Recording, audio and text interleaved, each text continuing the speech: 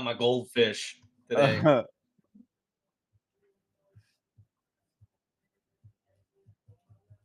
Well, Great.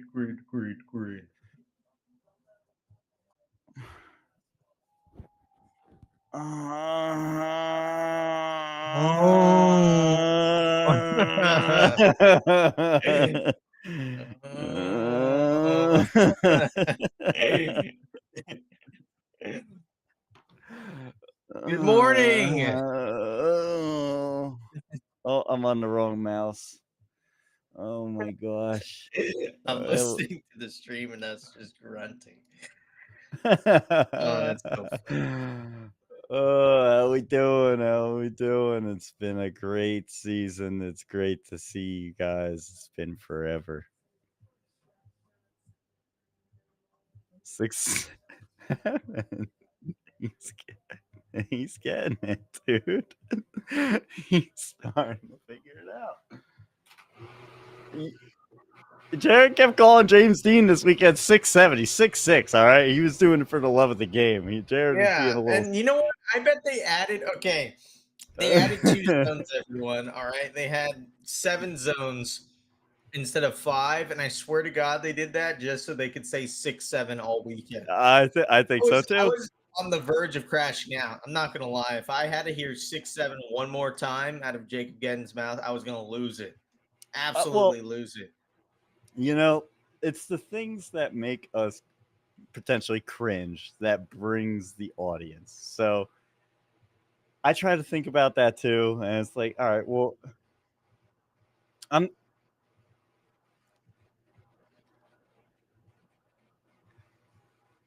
Oh, doctor. Yeah, I mean, it's an old, yeah, old reference. Yeah. Yeah, I mean, like the actual origin of 6'7" still doesn't make even any sense, honestly. But like, whatever. It's just it is what it is. Did you see the funny? Did you send me this, Brandon? Did you see the funny meme of like the little kid laying in bed and it's like counting sheep and you're like to go to fall asleep, and then like it's just dead silent and he's got his eyes closed and he wakes up. He's like, and it goes.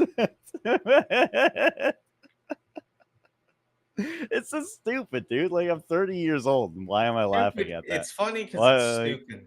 That's it. It's like, why am I And then you laughing could at spam it. You something? know, you could spam. You could spam the hand thing. So instead of going like this, you go. You know, it's Yeah, that's great. great. It You know, really lets your autism take a fucking I know real. that's the You, point.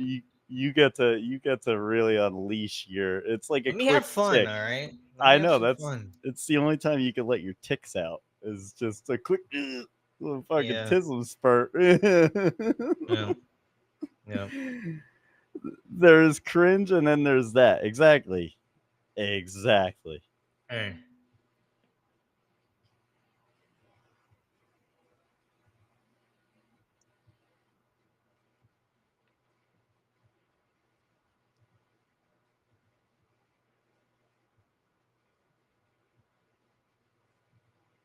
We're on Hinge today, baby. No drivers on here, no We're just nothing. ready We to can rip, say dude. whatever the hell we want.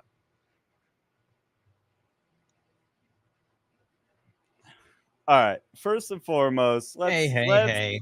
let's reverse one step. Formula Drift did a phenomenal job, I think, at this track. I think the track was great.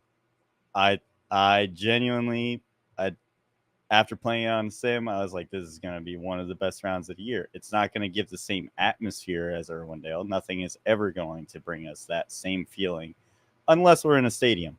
But the first day was rough for media, um, which fair. But if you take it down to what is rough versus other motorsports, it was still great. It was still actual. No, I don't hear you. Uh, Can you guys hear me now? Apparently my oh, mic they has can't. decided to not work. Oh, they can't hear you, Nate. Yeah. Oh, But I think they should hear okay. me now. But anyway, Sorry. so like, you look at NASCAR. I said this during actual practice. You look at all these other motorsport divisions. If we were doing video for them, we wouldn't be out on the track at all. So we're thankful to even have this opportunity where Formula Drift is giving us this chance to be clout chaser, fuckboy losers, and sit out there and make the next viral Instagram post. And so ultimately, shout out to them. Did they have, but going into what you were saying, did they have their ducks in a row at the beginning? Not necessarily. So leading in, Yeah. what were you gonna say? Well, so yeah, for the people that didn't hear me originally, yeah. So basically, obviously, this is FD's. Even though FD technically has been to Long Beach for what? How long now? Like, Brandon would probably know that better 20, than both of us. 20 years? 16 years. I think 16. 09 was the first year. I want to Then say. again, you can't tell the difference between a Dodge and a Ford, so I don't know. What does that even mean?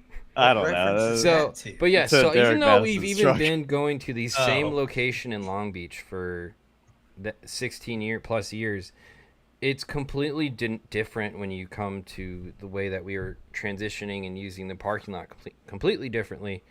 And then you're building this course based off of a video game, which, by the way, the course wasn't exactly the same as Assetto. For example, I think the transition was a little bit narrower. The whole track, I'd say, was significantly narrower. Yeah, well, yes, the walls were closer to the zones than it is in Assetto. That's the first one, and then I think it was a little bit narrower on the transition from the second corner to the third corner, I believe was what the drivers were telling me. Okay. So it was a little tight through there, but I think, I mean, first day, not gonna lie, driving was pretty rough, and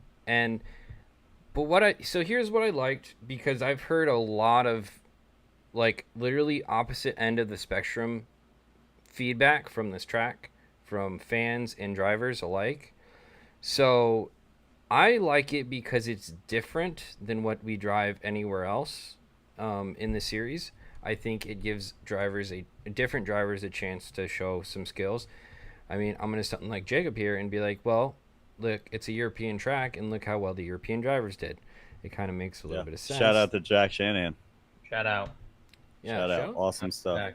Freaking 6th overall in the year. Okay, I think Connor Hey. would have been up there on the podium if the, I don't know how the bracket went, but if he didn't go and do his Connor thing with that silly FRS with no ass end on it, right, and blow the damn tire off the damn. Well, I mean, wagon. It was him or Manoa, and Manoa is pretty dang good too. But yeah, it's true. Shout out to him too. Shout out to all, but like what I was saying, all I'm saying is, hey, Red Bull, you got one guy in 6th, and you got the Red Bull guy in 15th. I'm like, come on now. And another guy in 4th. Red Bull Japan. Right? True. I'm just saying, we got the wrong brother. No, I'm just kidding. I do love Jack though. He's awesome. I'm just trying to help Jack out, okay? Jack. I think he's in a competition for Harry's like stomach and chest. After I was hanging around the podium out there, and he was fucking taking his like race suit off. I was like, that's a hairy dude right there. That's keeps more. No. It does. I feel him. Not me though. I have no insulation. Yeah. Okay. Yeah. But no, I mean he's I don't know if he's your prototypical racer fit. He looks like a darts player. Or a bowler. Right? He would make a champion of a darts bowler. Player. He'd be a great bowler too. Yeah. But his if you love me, you watched. His right foot works pretty good. So I mean that's the important thing, right? Very true. But I mean, he probably surpassed. I think he's probably the guy that surpassed my expectations the most this year. 100%. But yeah. we'll probably get more into that later. But in terms of the actual track itself, what I liked was that it's different. It gives drivers different challenges, lots of transitions, lots of danger, lots of blinds areas too in your transitioning. You can't see a lot, and if you transition incorrectly, then you get stuck in the smoke. You can't see anything at all. So I think it was a really tricky track. Even if the sim made it look easy, I don't think it was in real life at all. Yeah, There I don't were got not. It was sunlight not and smoke perfect. lines. Yeah. Right. It was not perfect. Um, in terms of just viewing because you would get smoke lingering after they hit the second big or that second big corner. The smoke would go over and kind of almost block off the final corner in terms of views. So I had no idea it was that bad till I saw a clip of, I don't know what Rob's, clip it was. yeah. It might have Well, I been was looking his. at you see Rob's footage and it's I like I It half was the think it, pretty runs you can't rough. even see the final well, corner. well, I saw it was something from the FD live stream, Oh yeah, like the actual one. And I was like, holy fuck, you yeah. really can't. Shout out to the drivers because you're just hoping for the best. Genuinely, when that sun was coming down, it was like Utah times 10. It Yeah. looked like. So I mean that is probably something I don't know how you necessarily fix that, but that is one thing that could probably try and improve on. Maybe you can make it because there was a little bit more room there to I think to play with than they really used. I don't know where all of the measurements legally they have to be. I know they have to be a certain distance away from like poles, for example. I don't know the distance between like the end of a parking lot or anything like that or um, whatnot. Then But Vaughn came out and did a whole ass little show. Shout out to Vaughn Carroll Shelby Getting Jr. For being hate him or love him. Again, the dude is a historical icon of our time. And he came out and did his little show in the middle of, the top 16 ceremony, yeah, albeit it's a 4-cylinder. it was I funny. don't.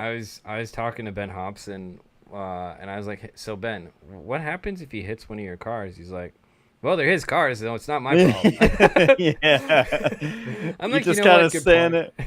Yeah, he's saying there, arms crossed, like, well, I mean, I'm sorry to you. I know. Talk about a guy that needed a win. Dude, getting into top 16. Incredibly proud of him. Yeah, Yeah, I'm proud of his whole season. All the Ben naysayers, I think, were silenced a bit this round. He didn't beat Osbo, but he damn sure put up a solid fight, and he had his slight little mistakes in the chase, but overall, I mean, I think it was Reese maybe that said one more time. One of the judges, I I think so, think, voted. yeah.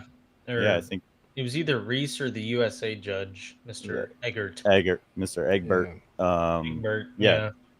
that was awesome. I mean, especially for the final round. And I know that the weight of the world is probably on his shoulders, especially you have James Dean who came into RTR a few years ago, who got fifth his first year in that chassis. Yes, he's James Dean, but now you have the shoes of Chelsea Denova and James Dean to fill. I'm leaving Adam LZ out because Adam LZ has a cult of following.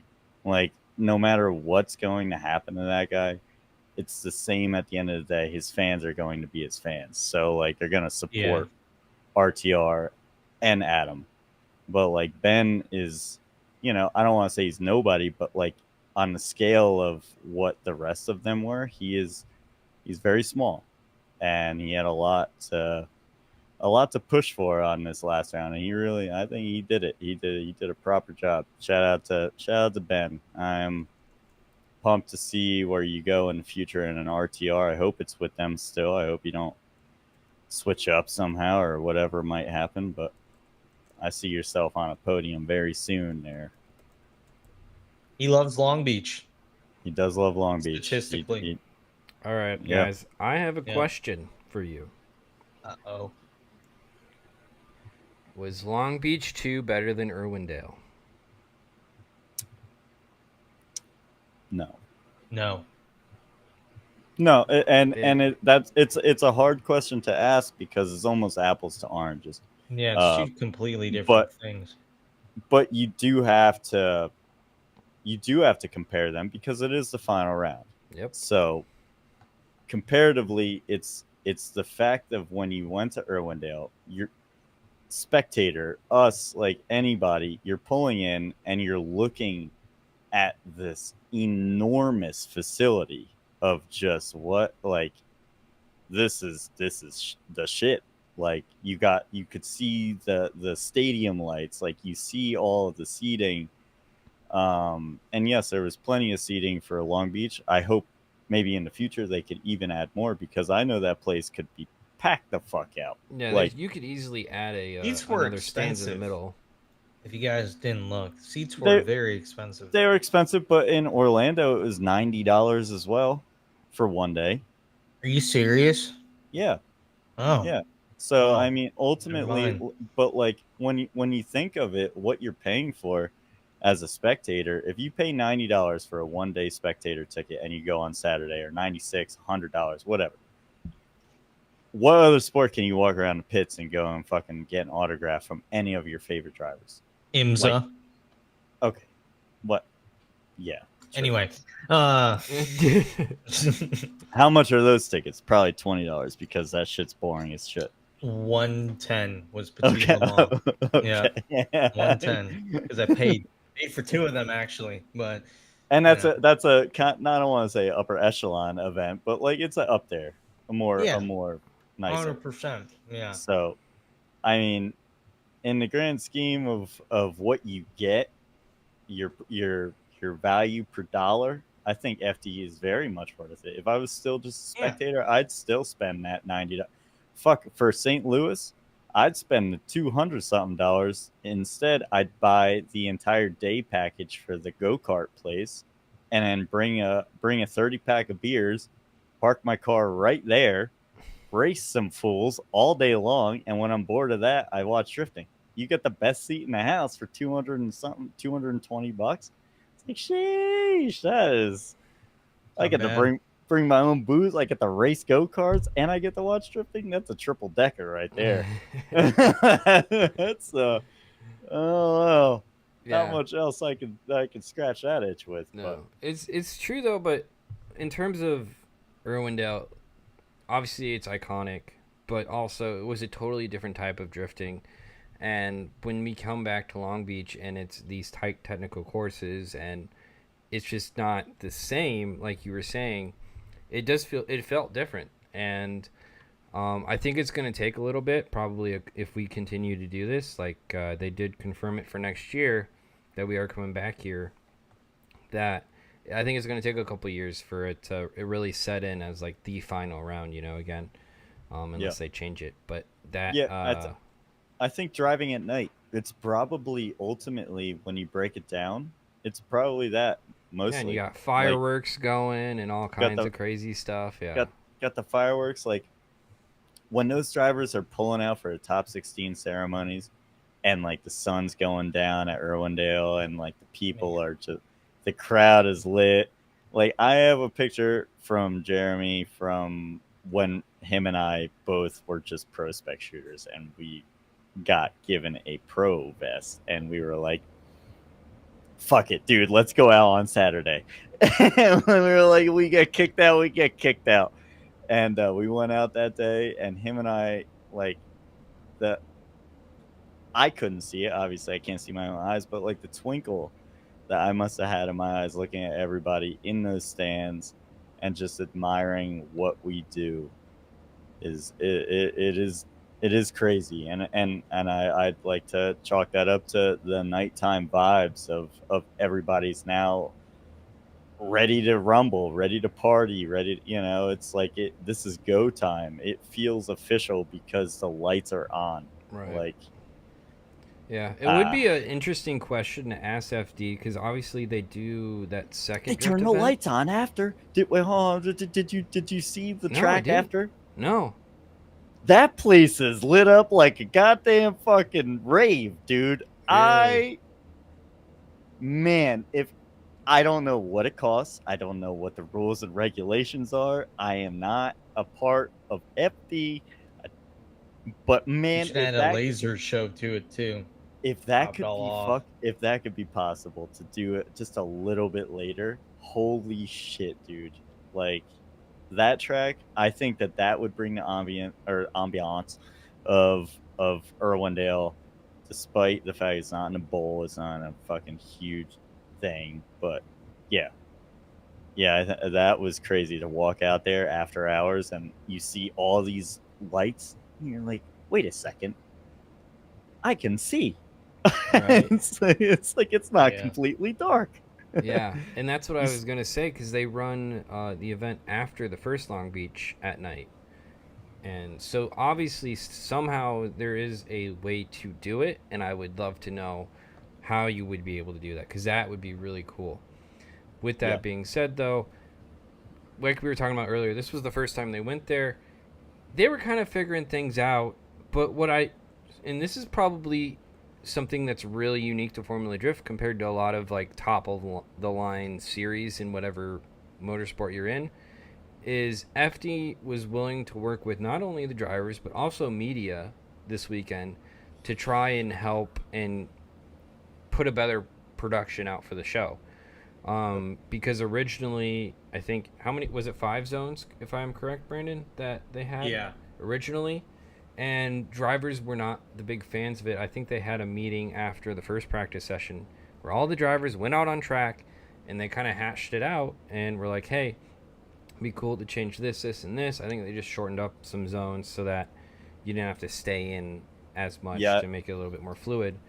I left And the live stream hanging during that time. I yeah, said, "No, guys, I'm like, as much as I want to bring you over, I'm like, this is not confidential, but I'm like, this feels like it's intruding on right, potential territory I don't need right. you guys to listen to." Hmm. But the cool thing is FD was willing to listen to the drivers, and they weren't like, They "No, did. this is what you have to drive," and it's like, "Okay, let's see if we can make this better," and they did. They moved some zones around, and I think the drivers appreciated that. And that's the cool thing about Formula Drift is give them all the crap you want, they are willing to listen and try and improve things. And they even went as further because the first day for media, we were stuck on one side of the track, and we were all complaining. It was probably one of the worst media Well, locations I think I've ever shot in an event. I What? think we would have less complained if the triangle wasn't greened out during. Right. I Like think. we had a map and there was a different zone that looked like we could go to. I had gotten there literally first. And as I'm walking up, I'm like, oh my God, there's no gate. And then I'm like looking even more. I'm like, wait, this seems like an unrealistic place to be. Yeah, it was a And double impact zone. Like, how is this a media area in the first place? Like, yeah, and then I'm like, okay. So I'm texting Nate and saying, well, here's what we got. And mm-hmm. I'm gonna make it cool. Don't get me wrong. Like every shot that we got is very cool. But for what Daily Driver Media does and what Yeah, Nate has accomplished and what he delivers his content. It's not a flashy, artsy thing that you can use once. This is something that you could utilize multiple different times, and we couldn't really achieve that at this event. So it was kind of almost bad. I felt right at home. right. Yeah. Um, I I was like, sorry, Nate. but It was- but yeah. but then, So let me finish my point real quick, and then you can yeah, get yeah, into yeah. how you actually filmed this event because it was a very different filming experience in general. I think for a lot of us. Mhm. But after the first day, and shout out to Jonathan Wong, the guy that runs the media. He was kind of taking And all the Rakesh, punches all day. He was like the UG. guy. He was like the punching bag for against all the media guys. And I went up to him. I was like, "Hey, uh, I'm not here to yell at you or anything. I'm just trying to. How can we fix this? Like how can we make this better?" And then eventually he's like, "Yeah, well, you gotta talk to Chris Yule and Andy and all that stuff."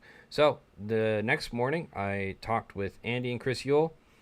We scoped out a couple places. I was like, "Hey, this would be really helpful if we could shoot over here. It's an extremely safe area, and you don't have to stop track for us to get over here." And as soon as Andy heard that, he's like, "Yeah, that's totally fine. Let's make this work." He went and talked to the city people and told the city people, "Hey, we're gonna add some media areas here." And as soon as he explained that they were all safe and stuff, they're like, "Oh, all right, cool." And so even FD was even able to work with like regular media people like me to actually get us some good different media perspectives on the other side of the track as well. And the cool part about that side is at least we can get a bunch of the crowd shots. We got a bunch of the buildings and stuff. Because originally I kind of was joking with Andy. I was like, hey, it kind of looks like Formula Drift parking lot on our end because we can't get the crowd from where we were at. So huge shout out to FD for doing that and listening both to media and drivers to make this event even better than it originally was going to be. So that is one thing. But Herbie is right. This was a very unique event, and I mean, the closest thing to it is the other Long Beach round, where you need two cameras at least to cover the whole track. The whole thing. We had 3 cameras, and we still couldn't get all of it. Now, partially because I still think there were some other media areas that hopefully will be opened up in the future rounds if we go back there and do some stuff. But the big challenge actually is the walls, because the walls are so tall and they're on both sides of the cars that you really are limited, and there's no real good elevation points for us to get to. So you're getting... What? I kept comparing myself to saying, what if I was Victor Wembanyama, the tallest basketball player, 7'6". He grew 2 inches somehow over the off season. He's a full grown man. I don't understand, but anyways, I still wouldn't be able to see, just the way how perspective and life works. Like far away, you're still looking down, so. Like, there are a bunch of walls. That's another thing. Crazy how long the course is. Like, if we were able to record the whole run from takeoff, that's like a 36, 37-second run.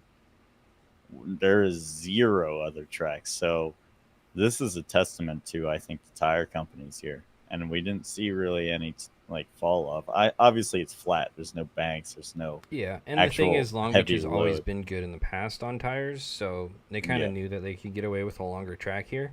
You get like the cooler air, but the sun is hot as fuck. Yeah. But it was definitely a unique challenge. I was running back and forth in hot pit area and then trying to get them entering and stuff, and was able to get some fun stuff over there as well, as long as you were creative and whatnot. But it was a track that really did benefit drivers that drove this kind of stuff.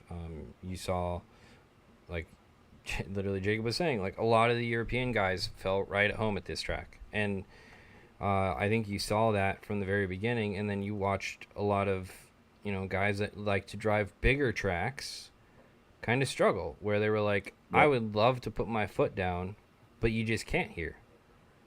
There was a lot. It's all throttle modulation and a lot of left foot braking, especially on some of those decreasing radius corners where you have to add in the angle, especially towards the end of the corner.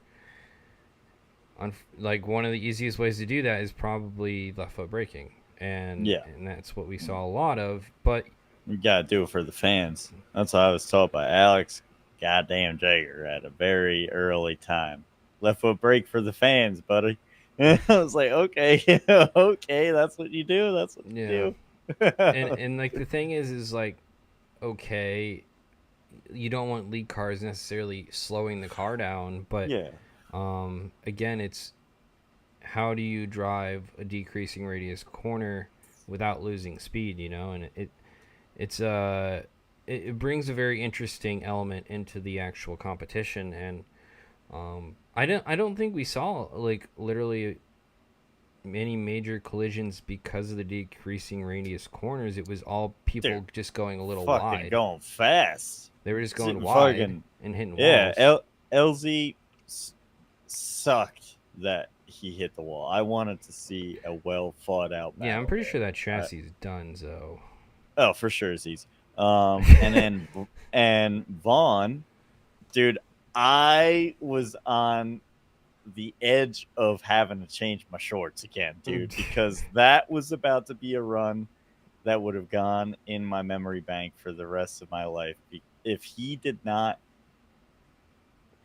fucking start to straighten, he should have thrown a little more angle in that old RTR, but he didn't. And dude, he was on an all-time. That was the best fucking run of that weekend until he hit that wall.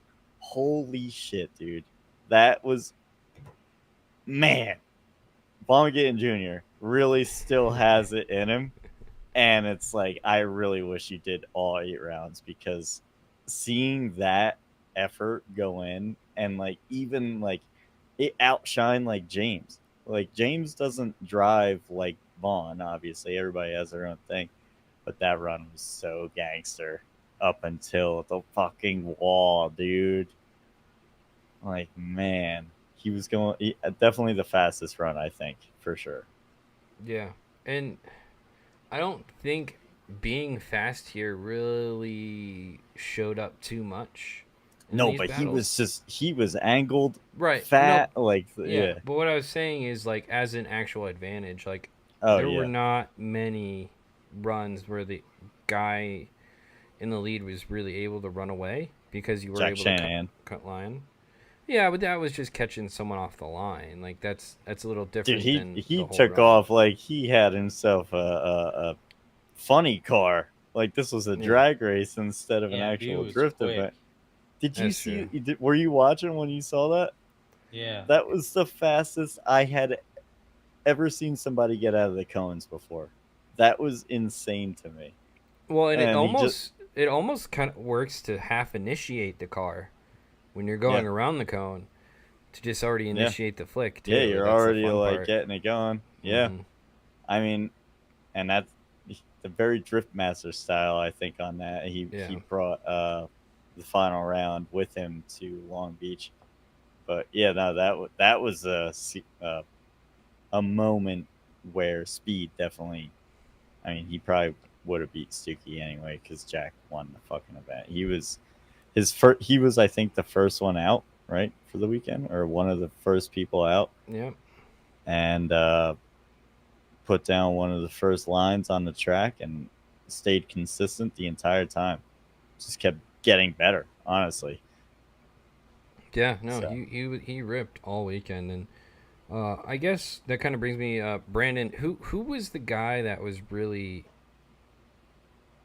impressing you when you were watching the competition and stuff? I mean, obviously Jack was killing. Jack. Obviously, Jack. Yeah. Who else?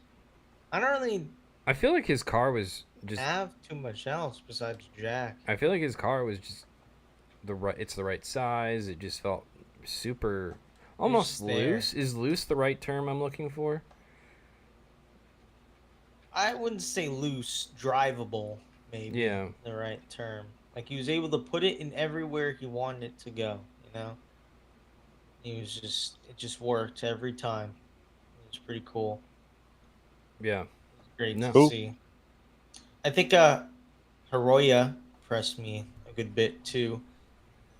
He was. I think if his car would have been working in the finals, he probably would have taken it, because I think he was putting down some of the best chase runs of the weekend, but we didn't get to see that, unfortunately. I was so bummed. Yeah. So bummed. And they had mentioned, you had said that you heard a difference in his car halfway through. Oh yeah, it sounded like a box of rocks after he I left. didn't even notice, dude. I Mhm. I must have been so in the heat of the moment that I was like, Yeah. that kid's No, got it, the dude. engine was toast on the drive back. I could hear it. It was like, I was like, oh god. So, don't feed your gremlins after 12. Yeah, no, it was bad. But that being said, because of that, Manoa doesn't get third overall in the championship. Yeah. which does suck. I Mhm. mean, I'm Osbo would probably be happier, honestly, if Manoa got third rather than him getting third. I I feel don't know. maybe in like, Statement. I don't think he would have been upset though if No, like not a upset. Noah I took, guess I should put you like know, say it that way. Like yeah. exactly. Yeah. Like Like if obviously he he, would prefer to win and do all that stuff, but yes. Yeah. I I mean, think Connor O'Sully was pretty impressive over the weekend too.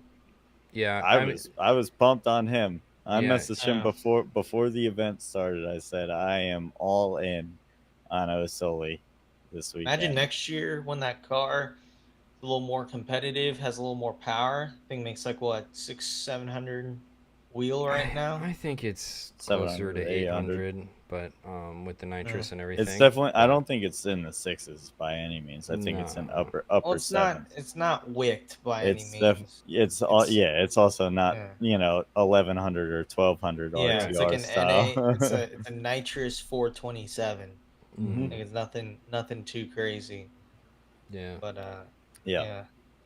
Were Yes. there any battles off the top of your head that you thought would be good to check out in seating 32 or 16? I mean, I Uh. can, Well, shout out to Turk this weekend for almost Mm, damn near making a podium finish by mm. getting lucky. And I Yeah. love you so much, Uncle I Turkey. love He Turk, but brother, you Turk didn't. Turk Forsberg. didn't win one That was battle one. this Dude, weekend. No, he, dude, I was like, what's going on here, guys? Come on. He was decelerating in weird places. He would like just lose momentum in the middle of zones, and then people would slam into him. he was doing it. yeah, He was doing it all practice, where you could hear his car. Like he was very like on off throttle completely, as Yeah, opposed to just trying. Like you could hear everybody like feathering, but they were trying to ultimately find that happy spot in the turn. and keeping the So momentum. right, like Turks to me was just like he was doing it like how I do it panic style on the sim, where like he's trying to dig out of the turn and he's trying to find it any way he can by like just rev out like dirt bike two stroke, Yeah, and it is very lungy and like it disrupts the car a lot. And yeah, I he definitely got lucky. yeah. I don't think that his runs were the worst things ever. I'm trying to think if there was any that I would have been like, damn, bro. But like I know they in they Fields kind of battle were. that he handbraked pretty good in front of Field. Huh. Yeah, like Fields battle, especially when Fields spun Turk. I think the Turk and Forsberg battles, the Turk Forsberg and then Turk and Field, those were pretty pretty iffy. Like Turk, I love you, but what's going on there? You know? Yeah, this has definitely not been his season, um, by Yeah. any means. Like you could He clearly is. see him. I'm watching it now. He like pulls the handbrake to rotate the car more coming out of zone 4, I guess, Yeah, into 5. Yeah. So Actually, that's not what you I do. have a That's guy some. to shout out from the weekend. And it was actually surprising because, not gonna lie, he was kind of struggling all throughout practice and then okay. decided to show up during competition. Who do you think I'm talking about? You're not gonna Uh, guess it. nope, I'm not.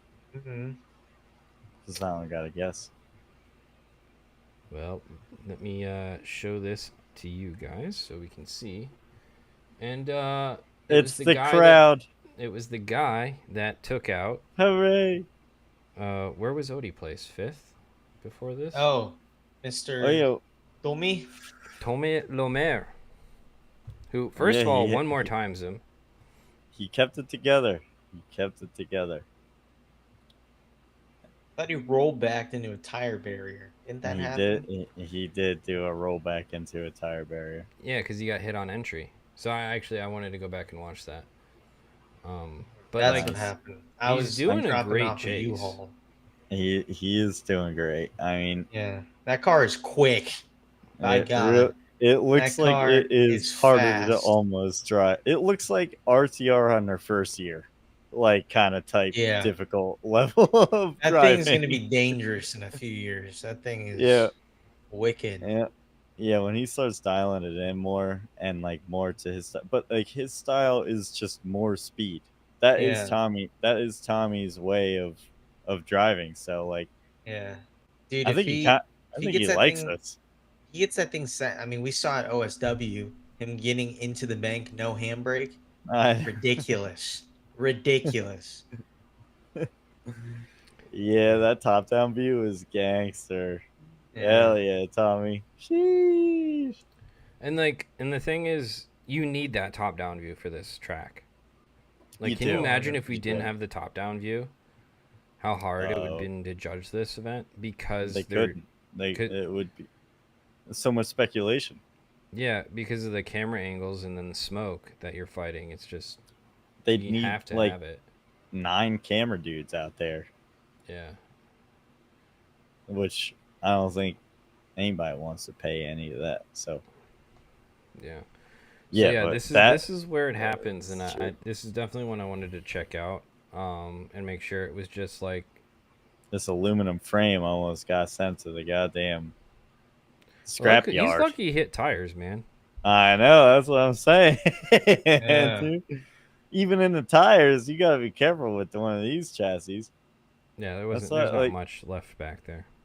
Grab that's what that I thing's think. aluminum. Yeah, Yeah, Yeah, it he gets just hit. Boom. yeah, Three and big like booms. that's a hard hit, even though there's nothing in the back. There Yeah. is still things that are in the back that connect to the little baby frame that's on these cars. Like, uh, that's it. It's a great chassis. It's got its pros and cons list. You know, it's if you get hit hard, like you're writing off that car with no type of fixing or anything. Yeah. Phil could probably tell me if I'm wrong or not. He's a big Corvette guy. I know he's in here somewhere. So, yeah. Phil, It just felt like Odie didn't transition the car with TLO. He just Rich man had asked, what do we feel about James Dean's spring back qualifying? yes is the answer to that. Dude, uh being in that room when he said that, like, oh cause the shit, way, yeah, you were there. You were at the banquet. dude, the way how his cadence was, and like what what he was saying before that, and then leading into that, it was very wholesome. Like it was like, oh my god, like what I was about to cry about whatever he was about to say there, and like he hesitates, he does a good job, and he's bring back qualifying. And it's like, dude, the room erupted. Absolute, like it felt like it was like one of those memes of like in an old town western thing of like cowboys shooting their guns and like drinks flying everywhere. Like everyone at the same time stood up and was just hell yeah. Like like vibes were high. Yeah, it was great to hear him say that, and you guys have heard like where I stand. I mean, if they did like a half and half type thing, I do enjoy seating to an extent. Just bring back qualifying, and the losers got a battle. Just Hmm. do it that way. Yeah, how they It's originally had it. it's the coolest way, I think. Like Yeah. Yeah. it makes the most sense. Yeah, it drags on show a little bit more, but like Dude, you can do it quick though. Like you can I do it quick. there are And so many ways that, and we'll get into this winter when we have some of our other shows talking about run of show, because there's just so many ways I feel like FD can improve this run of show stuff, and it's one of the biggest things that I feel like kills them, over a DMEC. It's not even the crazy cameras or anything. It's literally run of show. And yeah, there's just these little things that I feel like, felt like it was good this round. But at the same time, maybe I couldn't really tell because one, it was 2 days because pro event, and two, right. California weather where it's like pretty nice. Even though the sun was hot, but like it was fine. I only was like running low on like blood sugar like once, and Yeah. honestly, that was because I thought that I had more water than I did, and I miscalculated. Miscalculated. Misinput. Misinput for sure. I thought I had an ass water on me. I walked out there. I went to grab it. Not You one just ass grab water on me. cheek. Just That's all I grabbed did. cheek. Mm-mm. Like That was my shit. that was my excuse to fire me back up for 5 minutes. Just cheeked up. That's right. Gotta Yeah. be your biggest fan. Here's Yeah. shout out Ben. Dylan actually was a guy who I thought was gonna do really well here, and Yeah, Yeah. this was a conflicting moment for me. yeah, Gonna say. Yeah, I didn't know. I cheered. I was hyped, but at the same time, I was not. You know, I really wanted Dylan to. I always want Dylan to podium, but I also very much love Ben and his This is his soul. first Fucking 32 exit of the season for Dylan. is it? yeah, Yeah. yeah, Yeah, he's had a yep. very I feel like mid season for him. A mid season, Consistent. but Consistent. a consistent upper mid, I'd say, Mhm. like upper to high, because what he got fourth, right, at around once or twice. Yeah, but like overall, Yes. he's ninth, 10th. which Oh, okay. I Yeah. don't I was a know. spitballing. I was gonna say I was thinking he was 10th. So all right, my Not bad. brain math is not bad, honestly, not bad. Right. Yeah. So he, I, Man. I think he wanted to try and shoot in the more of the top five range, but I mean, I don't think ninth is actually that. It's higher than I thought he was.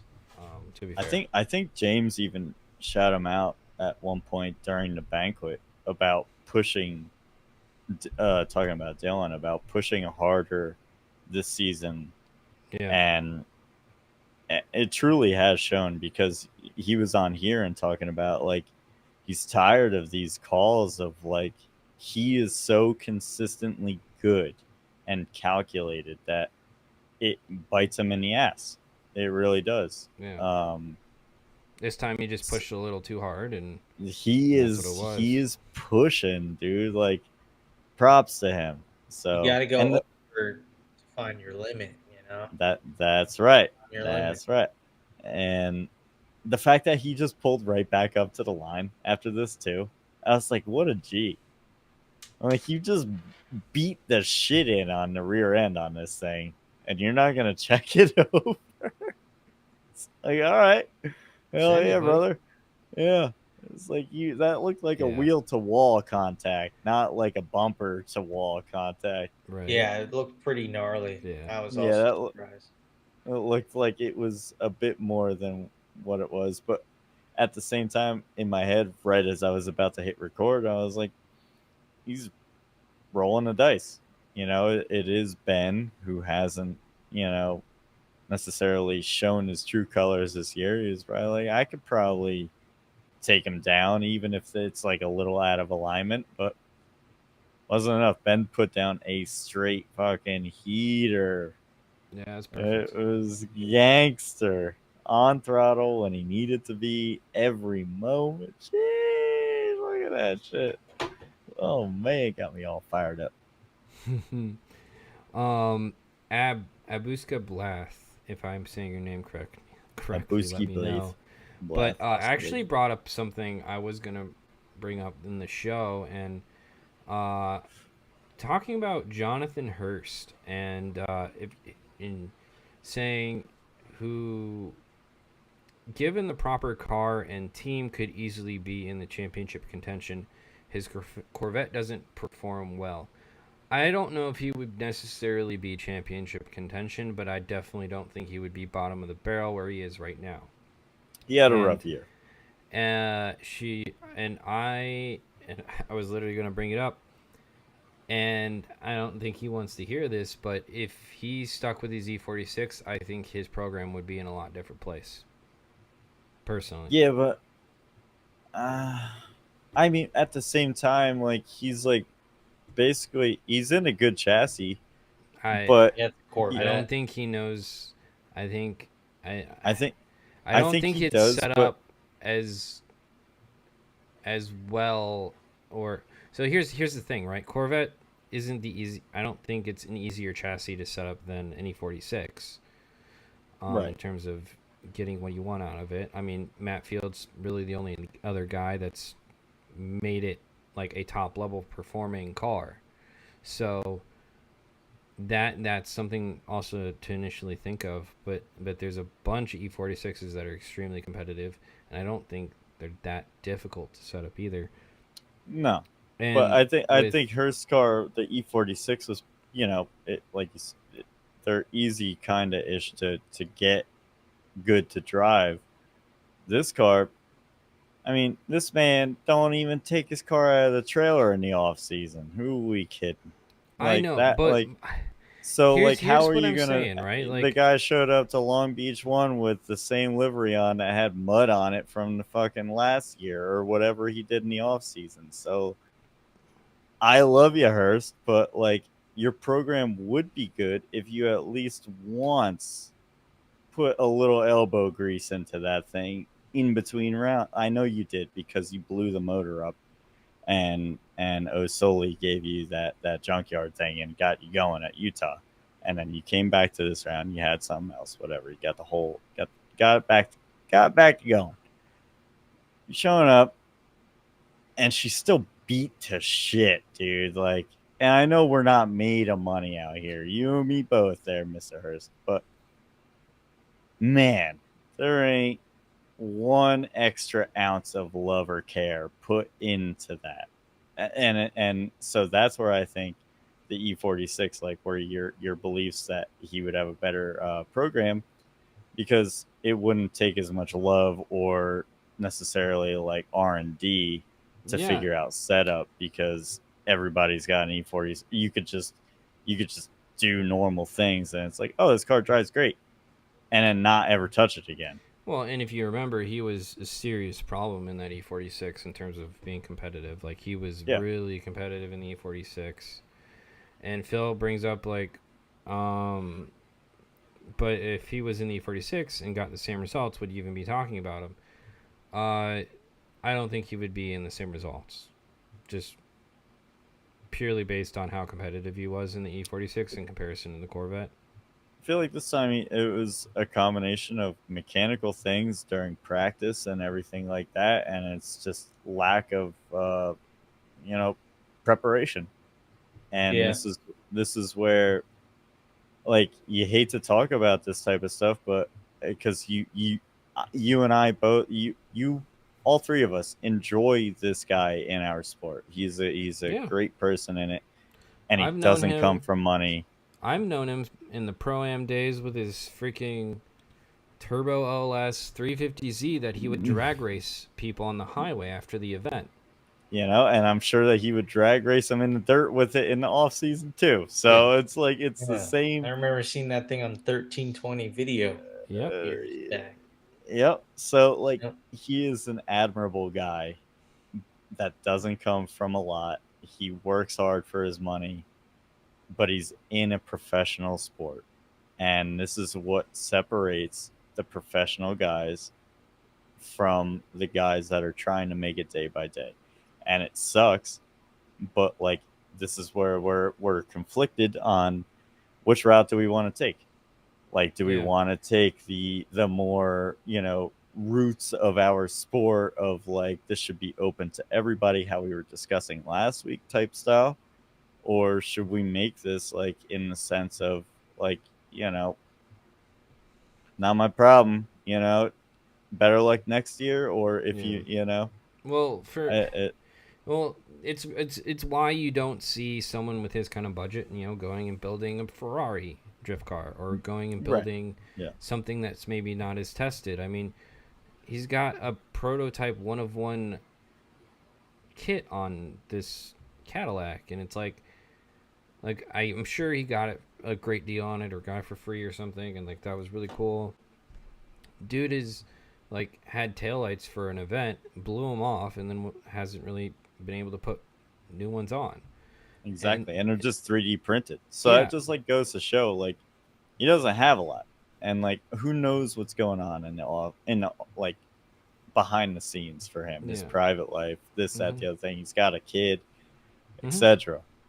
Um, But but that do you get what I'm saying though? Like if he, and that's what I literally I told him before he got rid of the E46. I was like, I don't think you should get rid of it. And he said he doesn't feel like himself driving. And I'm like, okay, but do you want to be competitive and win? And he chose this Cadillac, and I was like, okay, you want to be unique and you want to sell sort of product, but this car doesn't really exist in the world anymore anyways. Like you can't buy one of these. right. You're never going to find one, and I'm pretty sure they were all automatic as well. Um like I just didn't understand his point of view trying to make this work. And you're like, "Oh, well, it's basically just a Corvette." I'm like, "Okay, cool. You can then go market a Corvette." Cuz to me, you're marketing a Cadillac XLR, which is not a Corvette in most people's eyes. And Yeah. Yeah. so I just didn't understand that at the time. And it's a tough one because I'm trying to remember. I know I saw his post at the end of the year and saying it was his toughest year yet in FD, and like that's not what you want to hear.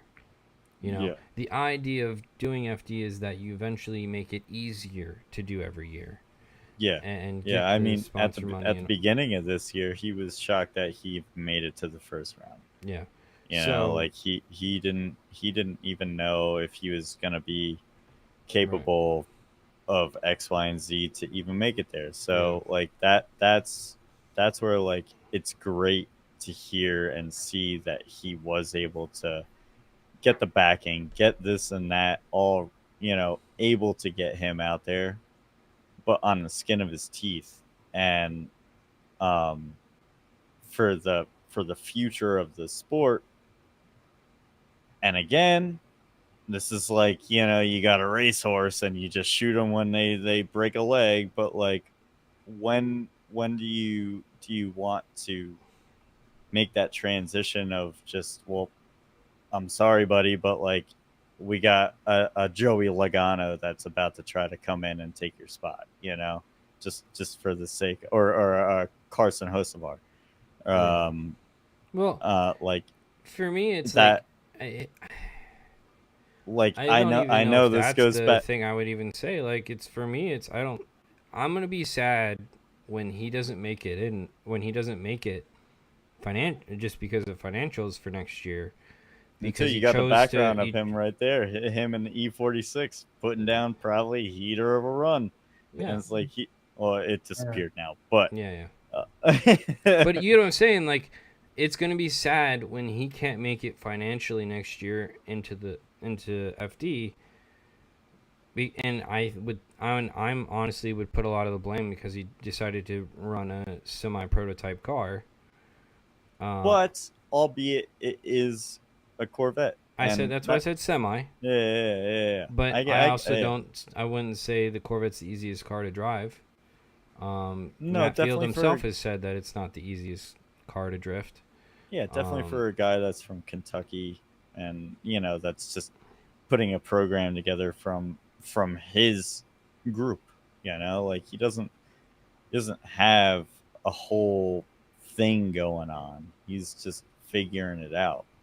So definitely, like I couldn't imagine trying to make a Corvette at that level of Matt Fields. Like that took Matt, I don't know how many years he's been running that chassis to right. make it It's to the been a level that. while. Yeah, it's been a while, and like Probably like 4 I mean, and years. you even look at a guy like Taylor Hall who tried to make the Corvette work.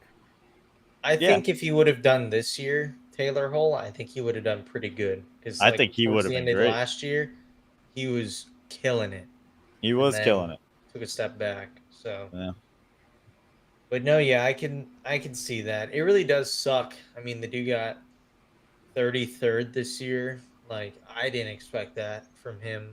Like he's a great driver, and I wasn't. Oh, bye Herbie. I wasn't expecting him to, you know, rank so low. I mean, if we look at the stats, like how many battles did he win this year? He won 0 battles in 32, and how many in seeding? Let's do the math. 4 in seeding throughout the whole And how year. many of those were buys? beats me. I don't know. But yeah, dude, it was a very, very, yeah, disappointing year to say the least Yeah. Yeah. from Hurst. I mean, last year, what did he get last year? Let me look. 15th. I was gonna say 15th to 15th. Yeah. 33rd. Wow. That I didn't know that. That just puts into perspective, man. That just really, really, really sucks to see. Yeah. Yeah. And the same chassis, same Yep. thing. Hmm. Just Yeah.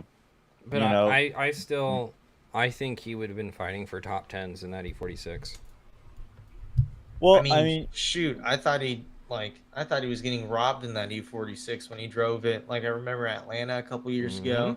Should have been Matt Field. You know, there were a couple other battles. Should have been X, Y, and Z. Like he was killer in that car, and that thing was tweaked because he slammed it into a wall at Long Beach and broke his foot. Yep. But like, yeah, I yeah, mean, Andy, I think it was Andy who had mentioned it on Ron's little podcast, had said that like Jonathan Hurst is his like underdog, like top tier guy. Like that is his guy that he sees getting a championship in the future, which I hope that he can continue to progress his program and continue to show up to these events, because I do agree with that. But you know, I I don't was think he's gonna saying, do it in this chassis, I I personally. don't I don't either.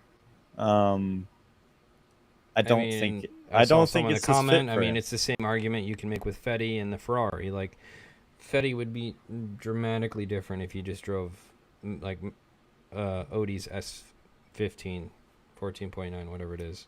Yeah, You yeah, know, for sure. I mean, a it's this properly it's the set up same argument for chassis. that. Yeah, yeah. Like he just doesn't have the backing or the means to have that engineering behind the scenes to put in the work to, okay, this is gonna do this, so we should make this to make that better.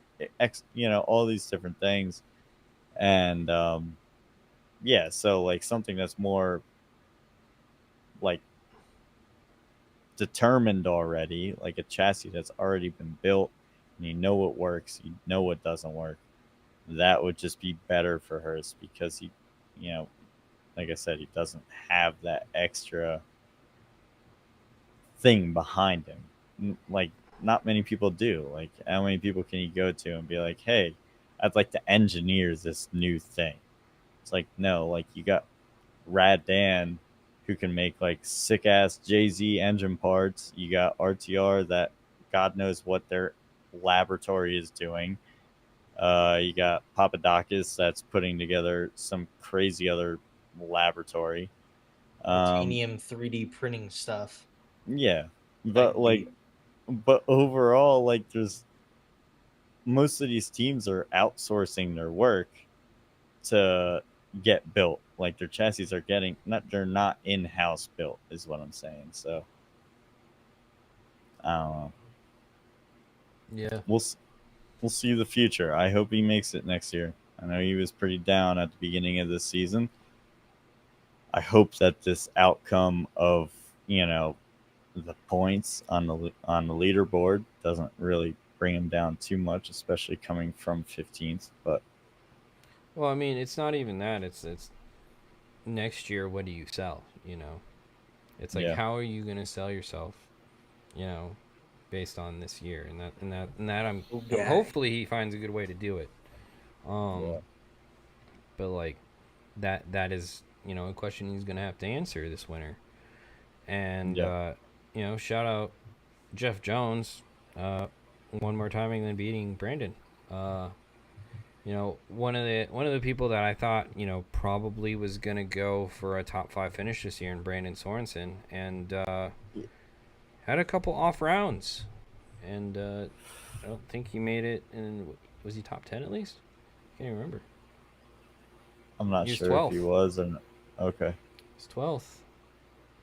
So it was damn. interesting. Yeah, he actually had a couple rounds where he got no points, which Yeah, is I know he got. it's kind of surprising as well from him because I feel like he was a guy that was really improving. Um, Yeah, I thought he was going to be a top 3 this year. Yeah. Well, did you put your money down? mhm. No, All I right. wasn't old enough at that point. Oh, Eh, that's true. That's true. Is it? Is it? It's not legal in Georgia. probably is. Can figure it out. We can make it happen. They make VPNs, right? Yeah, Yeah, but that exactly. that's how you get banned, dude. That's how you get banned and you lose your And money. You got to just do the overseas type shit. there we go. Or just give it to you and you can do it Phil for me. asks. I can't do it in California. Phil What? asks, how does Yeah. he sell himself? Craigslist ad? You know, honestly, wouldn't Just be say that he's a bad. cool guy. He's a cool ass dude, you Yeah, know? wouldn't be too He's a bad. chill dude. Chill guy. Just put an ad There we in. go. Hey, would you You like ta- to sponsor this drift program on Craigslist? I'm sure, honestly, if Hearst made a Craigslist ad, He'd he get would have somebody. bites. Yeah, he would have fucking summer teeth. He would have a couple of meth heads that are hitting him up and being like, "Yeah, buddy, I got you. I give you $100. Yeah, yeah. Let me just go trade in this scrap." Mm, Put me on and the door. yeah, well, yeah, he could always do a Danny George type thing. What did Danny George do? Flip his car? That's all I remember. No, you don't remember how he funded his program, his last, like, I think it was 2 years, off of photos on his car. He had different tiers that you could buy, and you would submit a photo of yourself, and it would the tiers would determine the size of your photo. The E36 or the Miata? Miata. Oh, I remember that. Yeah. Yeah. He had quite a bit. I think it funded his program. Yeah. Yeah. So That that's was a cool pretty little good. car. I mean, I'm not sure how many crew members he had or this or the other thing, but like I know he wasn't running a stacker or anything, but Yeah. it is always you look at Andy Haley with the hats. Dude, Yeah. the amount of people I see every fucking round with the hats is awesome. Like it's awesome. I Yeah. love to see that. That means that marketing for Formula Drift is great. Like Andy is one of those people that kills it. You It's know, unique and fun, you know? it's unique and fun. And I mean, drifting is unique and fun, and you have to add How that it works. extra layer. I think Matt Field's merch is awesome. Big Matt Field fan this past round. Me? No, for the merch. Oh yeah. I don't wait. Did he have a a I'll, new one? never mind. I'll tell you after the show. Well, It was a joke. It was because I DM'd you something. oh. Now it's awkward. God damn it, Herbie. Fucking A. We all love inside jokes. There It's was a great. there was a fine model wearing a great Matt Field shirt, and I will say, great Matt Big Field. Matt Field fan. Great Matt. Big Matt Field fan. Yeah, there you go. So That's if someone I've been impressed with this year, though. oh, the As a lady side that was note. wearing the shirt. No, Matt Field. Matt Field. Oh, Yeah. He's gotten, I think, compared to last year, driving wise, he's just another level, you know? well, who was it? I don't want to say too much, but there Don't was say it. like at the like I guess it's like not like hidden, but at the banquet, like I think it was Matt that got spoken about real quick by Reese about his driving style. I don't think that he won the driving style this year, but Reese had mentioned how he's been in the off season driving with certain drivers. He didn't say certain drivers that have great style, and we all know Animal Juju. Mhm. You know, you know that dude he is the backy king of our country. Yeah, He Julian. yeah, Yep. he kills it. Like has always been. And Can we have a quick moment of silence for this run, real quick? Damn, hold on. Start from the top again. It was Dude, solid. start from the top. It Brother, was he so was so far good. offline. I don't know where you I were know. going. He wasn't Well, that's even why. offline. He just like No, kind of just it just pooed, you know. it hit. He said it hit the little rubber, like the loose shit, and then Yep. that was it. I pulled away, got a little loosey Yep. goosey, and That, boom. damn, Yeah. dude, he was so fast, so fast.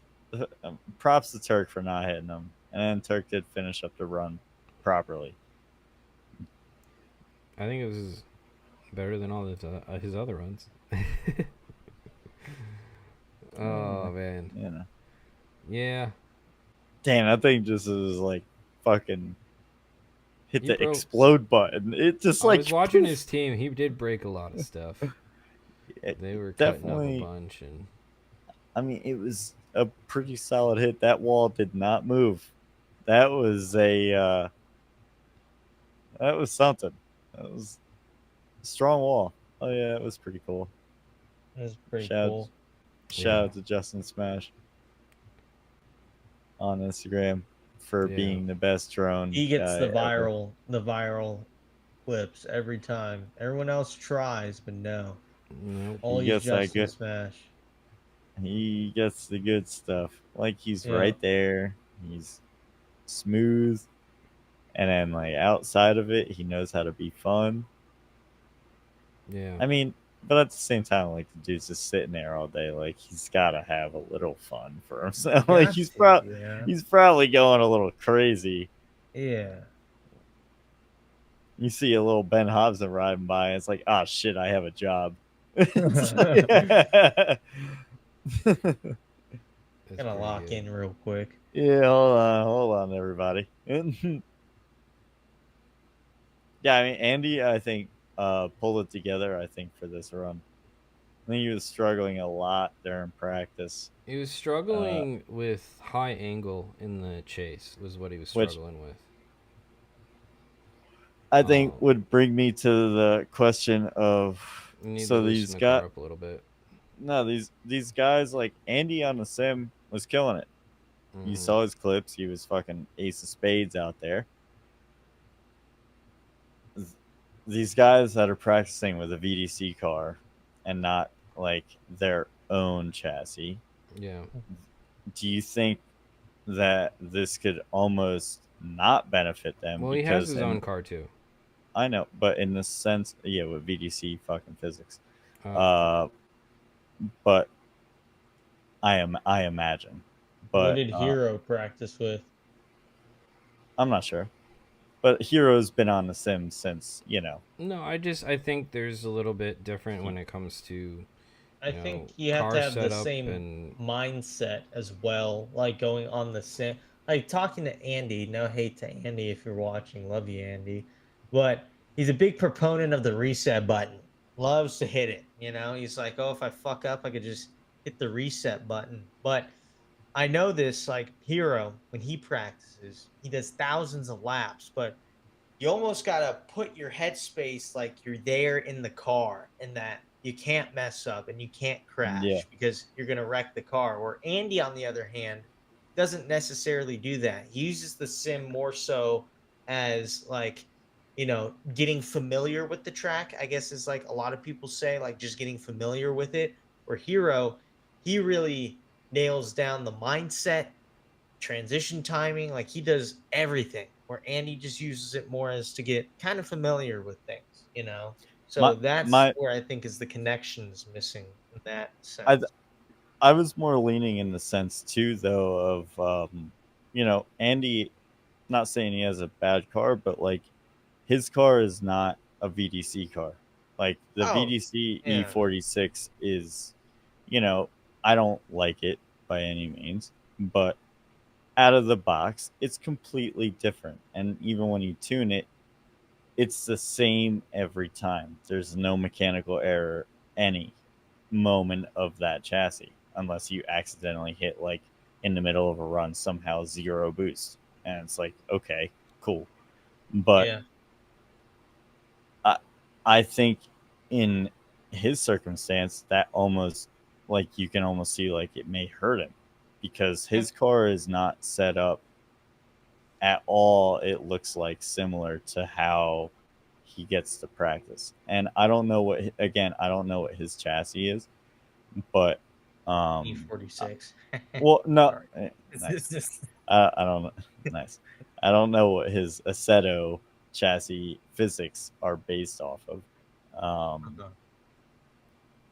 But I can't imagine that it isn't BDC.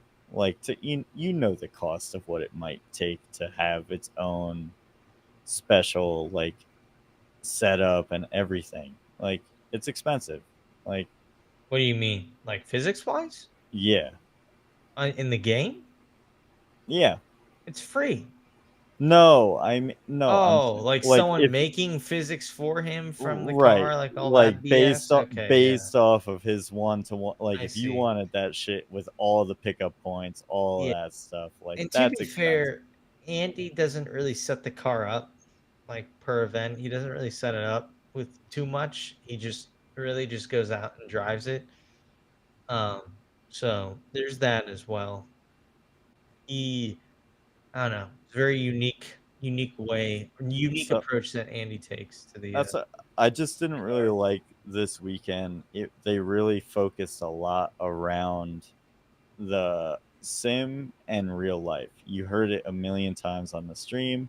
People kept talking about it, and it was like, oh well, like how's the sim compared? And it's like Yeah. it almost felt like it was setting it up for failure, like in the sense of like, I mean, not necessarily. I don't think it was a failure by no, no, any means.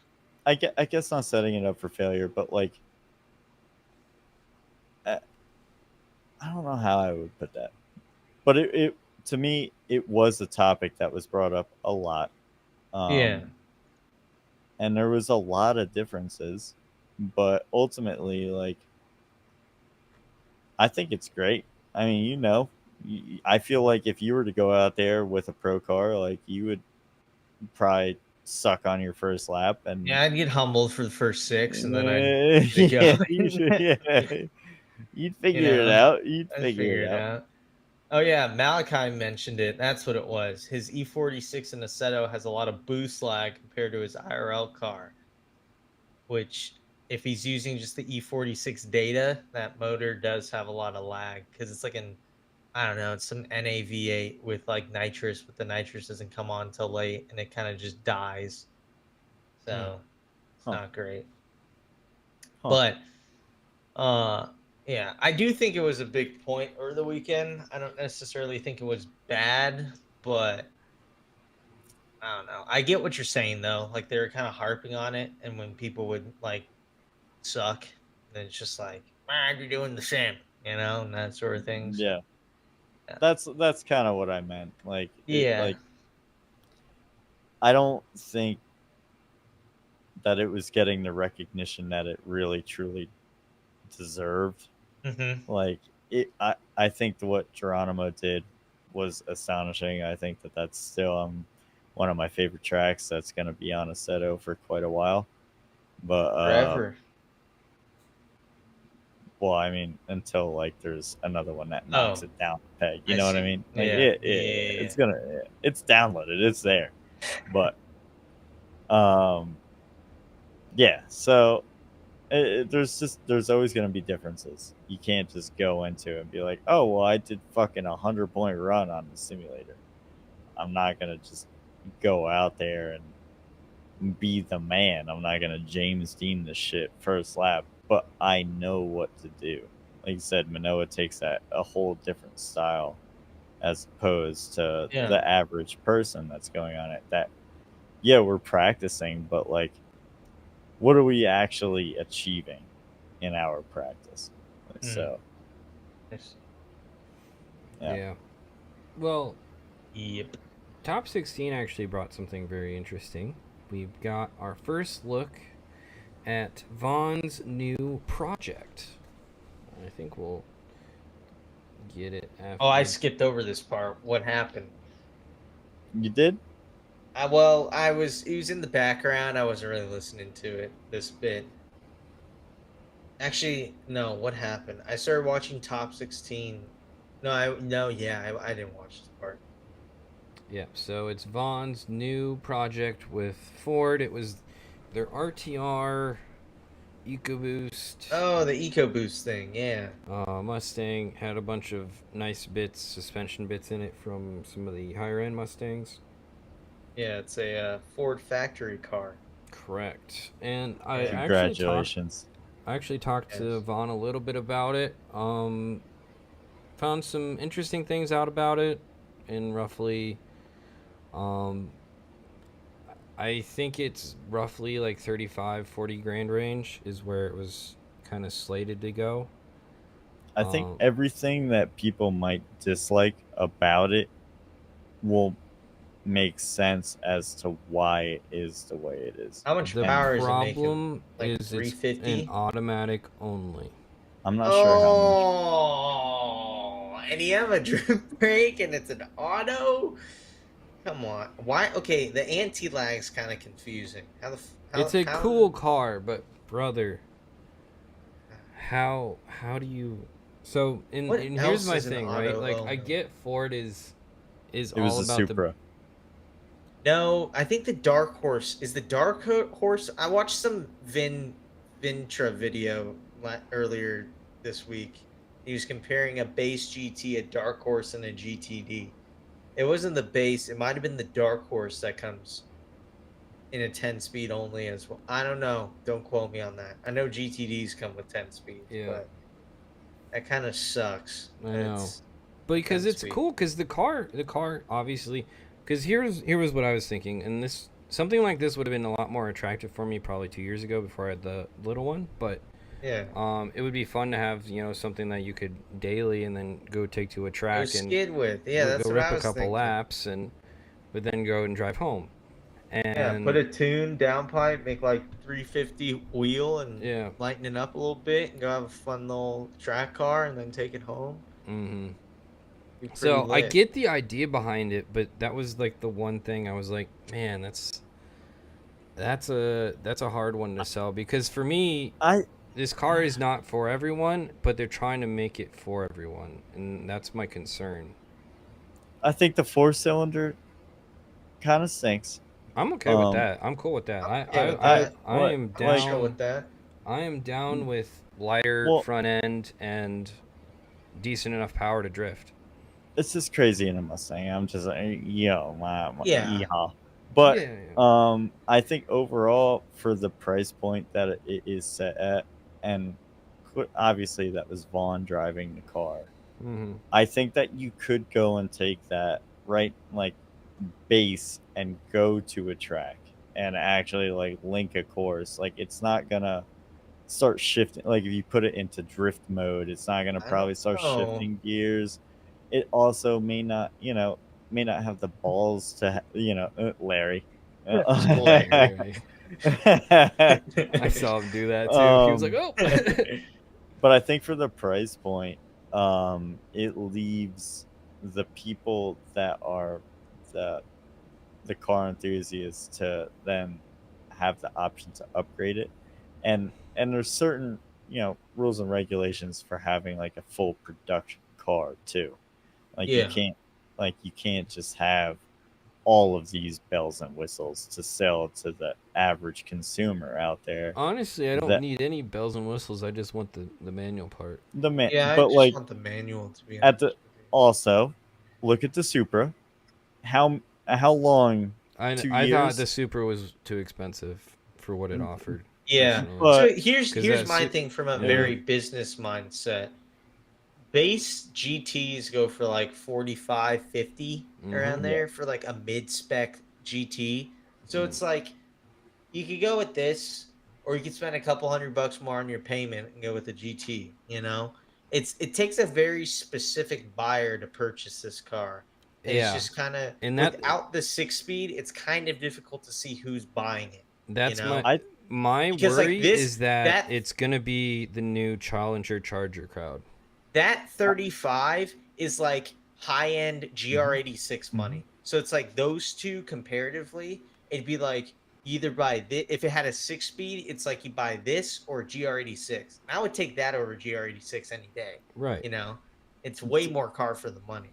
But not with the 10 speed. I don't want the 10 speed for You drifting know, you know how specifically. many regular people, if this is like up to inventory standard, like people will eat this up. Like Yeah. like the Now people that I that say it have out loud, yeah. the people have zero idea about drifting. They don't know Vaughn. They don't like, but they see this car with the little cool stripes on the side. It's a That good 35 to 40 range. it's a good looking car. Their monthly payments aren't going to be out the wazoo. It's got a drift mode. They're going to hear that. They're going to jerk off, and like Your new rollbacks in the parking lot. this car is going to go triple platinum. I think. Like honestly, like as much as like because we're in the space of what we want, and Yeah, we you're know not what we wrong. want. I think if they do comparisons, like they have a comparison GR86, WRX, like the new WRX, a base Nissan Z, and that, and you compare all three of them, probably going with the Mustang for the money, for that Yeah, sort of thing. But they have to do that. If they don't do that, they're gonna shoot themselves in the foot. I think I that like a base 2 series, GR86, WRX, base Nissan Z, RTR Mustang. I think yeah, that I would be mean, pretty the pretty thing cool is comparisons. the challenge that well, here's what I'm kind of worried about because it does come with a lot of like really nice things that are going to make this car really easy to do donuts with, really easy to do, like takeover stuff with. And that's what I'm worried about is that this car is just going to be one of those cars that's just known to go to these things, Right, they're selling because it's not a them. manual. It's an auto. So, and Yeah. that's what all those guys use are autos because they don't know how to actually drift. Well, those guys. let's those Yes, guys, those people. I will call them those out. those individuals, those specific individuals we shall not name. Um, It's like you know, it's like they that's what I'm worried about I don't think personally. so because those cars are stolen, and if they're not stolen, they're shit boxes. So, doesn't really matter too much at the end of the day. I think now that I'm saying it out loud and thinking from like a more like outward like business perspective, I think it could be pretty good, like in that GR86 market, and even like base GR Corollas versus that. It really depends on how much power they make, what they go for, and kind of like what their interiors are optioned out as. Like if it's base seats or if they go with Recaros or stuff like that. Like, brother, they got the nice Recaros in there. Dude, Game and over. you're saving the money on whatever else, and like now you have an extra like $5,000-6,000 that you can spend on cool mods. Yeah, you Like could put some wheels on it. You could exhaust and make it fart and cool. shit. It'd be Yeah, cool. like Yeah. for the regular person, like that's gonna get them going, and the fact of like I wrote in the chat is like they could say to their buddies, I drive a Mustang. It's like yeah, Yeah. like you do, and like It could it's be a cool. great It's for cool. all the upper middle class folk who want to get their son a cool first car. That's probably going to be it right there. They're going to get the RTR Mustang because it's like it's not a V8. It's not going to cost too much on the insurance side, but it's still a brand new fancy car. Mom's going to be happy with, and it's still a Mustang for Can you little imagine old it's little the old new Bradley over there. imagine it's the new Altima somehow. Oh, I'm sorry, Vaughn. oh, It won't yeah. be. I promise. Yeah. But I Nate, they won't be taking them to takeovers because those cars are stolen or shit boxes. All right, that's not how they don't go to the dealer and it's like, oh, let me Listen, take out. I'm only one man, but I'll tell you what. If it makes you feel better, I'll sit at the end of the street each night here in Make California. sure it doesn't At happen. least there's one street that's off limits. So, Yeah. but Well, it's There you just go. yeah. I don't know. it I'm is. coming It's at not. it from an enthusiast perspective, and I'm like, It's a it's tough not sell for it's me not a when you crazy can't. thought. Yeah, because I got really excited until I heard about the automatic part, and then I was like, man, that's a tough one for me because it comes with a lot of cool stuff like anti-lag and obviously the handbrake and all that kind of stuff, and it's just like, which is funny because handbrakes are now rare in cars these days. Um, Yeah. but it's just one of those things where it's close but not quite there for me, and Yeah. I'm just a Yeah, little I little think it'd be bummed on cool to it. have the 6-speed option, but I Well, think from yeah. a consumer perspective, like an auto sells better than a manual, Oh, unless 100%. it's like And that's unless it's what like that's a what they GT say is like Porsche or something, you but that's like a the two comment hundred I got thousand was, dollar well, you'd be car, you surprised how know? many people can't drive a manual, and I'm like, Oh, right, but my argument is this car isn't for everyone. it kind of is Maybe they're though. trying to sell it as it is for everyone, and maybe I'm wrong, but I mean, I feel like he even said it in the market material that the car is not for everyone. Yeah, but Yeah, then if they make it for everyone, then you feel exclusive. it's You true. know, Yeah. there you It's go. You true. feel special And buying then your 4-cylinder Mustang. and I'm and sorry, then that was rude. ul- ultimately, like, if you buy this, then there's gonna be a select few that truly are into it and are gonna like look more into these extra parts and things Yeah. like that, and are gonna see the other RTR, the full spec 5, Mm-hmm. 100 and something $1,000 version, and they're gonna be like, oh fuck, and they're not gonna tell their wives, and they're gonna go and order a fucking spec 5 RTR because they're gonna be like, now that's a machine, Yeah, and that's a machine. So there's a machine right there. I would, if I had some Yeah. coinage, I would buy I'd one of take those. that over any Shelby Yeah, America Ian made a Mustang comment they're that putting out this year. Vaughn is Yeah, gunning for manual. I did ask Vaughn, and he said he's trying. Like he said yeah. he's gonna Yeah, continue trying for a manual, but he said he couldn't get that one passed Well, you for gotta think at the too, start. like what type of trans are they gonna put in this thing where it's being advertised that it yeah. can drift, and like Put no he's trimming in it. Tell you that for what free. yeah, They're gonna like they're put dog shit trans into it. And it's gonna blow up in 3 seconds. exactly, so they have to try to come up with something that's gonna be able to withstand a clutch kick. Like, come on, like Yeah, they ain't got time for Well, that the trans yet. that come with the GTs Yet could handle it. could, but then that price is about to just explode another $4,000, $5,000. Plus, now you're gonna raise it by Well, whoever your you retailer. think automatic transes are free? No, but they're more common than a manual Yeah, trans in this day and age, so they are more affordable. Sadly, yeah, a standard transmission is not as standard as it used to be. yeah, Uh, it's true. no, I um, know. I know it's a little off topic, but it was just something I was a little.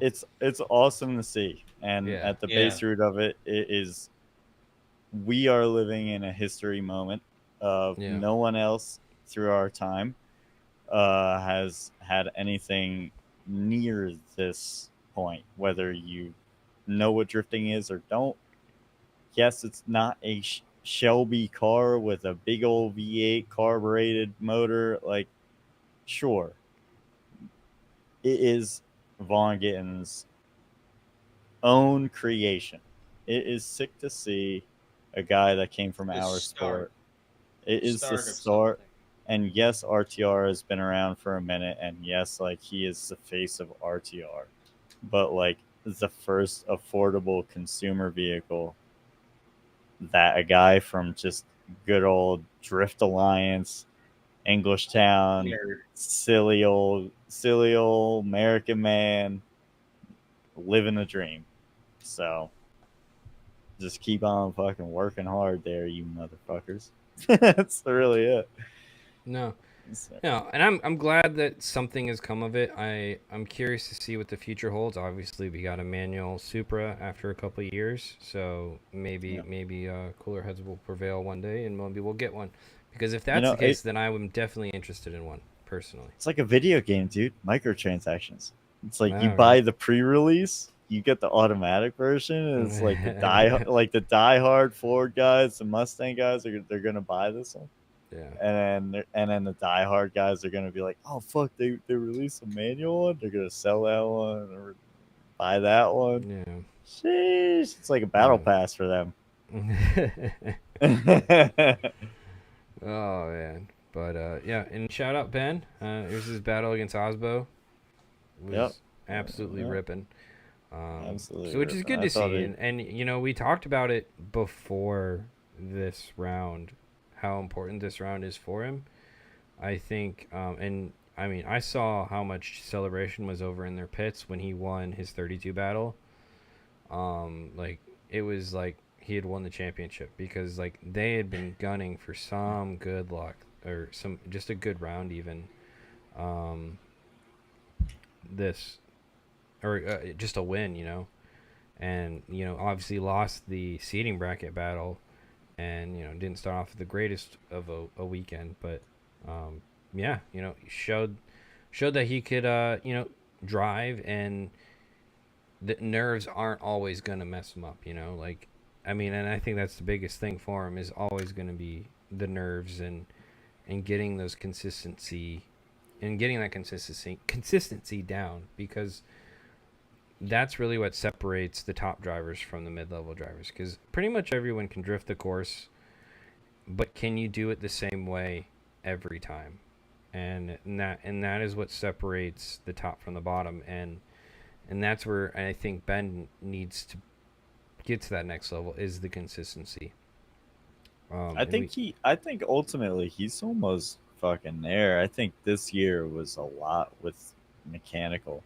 I think he truly got beat up a lot with mechanical errors and missing a lot of either practice time or missing a battle or this, that, the other thing, or losing a battle because of it, I should say. I think Ben is genuinely he's going to be great next year. I think he's going to almost form a shadow behind James if James continues to compete in Formula Drift, which it kind of sounds like he's going to, based on his bring back qualifying. Just that alone, you know, it's just he's revved up for the following year. Let's make it 6, buddy. But just really, you know what, just really solidify, just to make sure no one else in our time is going to take over your reign. I don't want to see it. So yeah, I mean, Yeah. I've been on record saying this, but I don't think we'll ever see right. another James Dean in our lifetime in terms of a guy that is this I'll give it dominant 20 at years. the sport. Yeah, I mean, unless everybody else just sucks. Like, but everybody else is like, they're all great competitors. Like, that's the thing right now. Like, I think drifting is going to get just that much more competitive to where, and because the fact that drifting is not a numbers based motorsport, you don't have as much the car advantage as you do say in like an F1 series, where you get an F1 driver that can win multiple years in a row on like a certain car, because it is partially because that car is better than everyone else's, not always because it is, but partially that's a much bigger boost than say in drifting, where a lot of these guys are going to have really competitive cars and are going to be really competitive. I mean, you look at a guy like Manoa, like I think Manoa is going to be probably your next closest driver to a James Dean in probably 4 or 5 years. But I mean, you look at who he's going against, you got to win against Connor Shannon. And I think this battle in particular, I think is going to battle we're going to be seeing for the next 10 years in Top Force. Yeah. Are these two guys battling it out.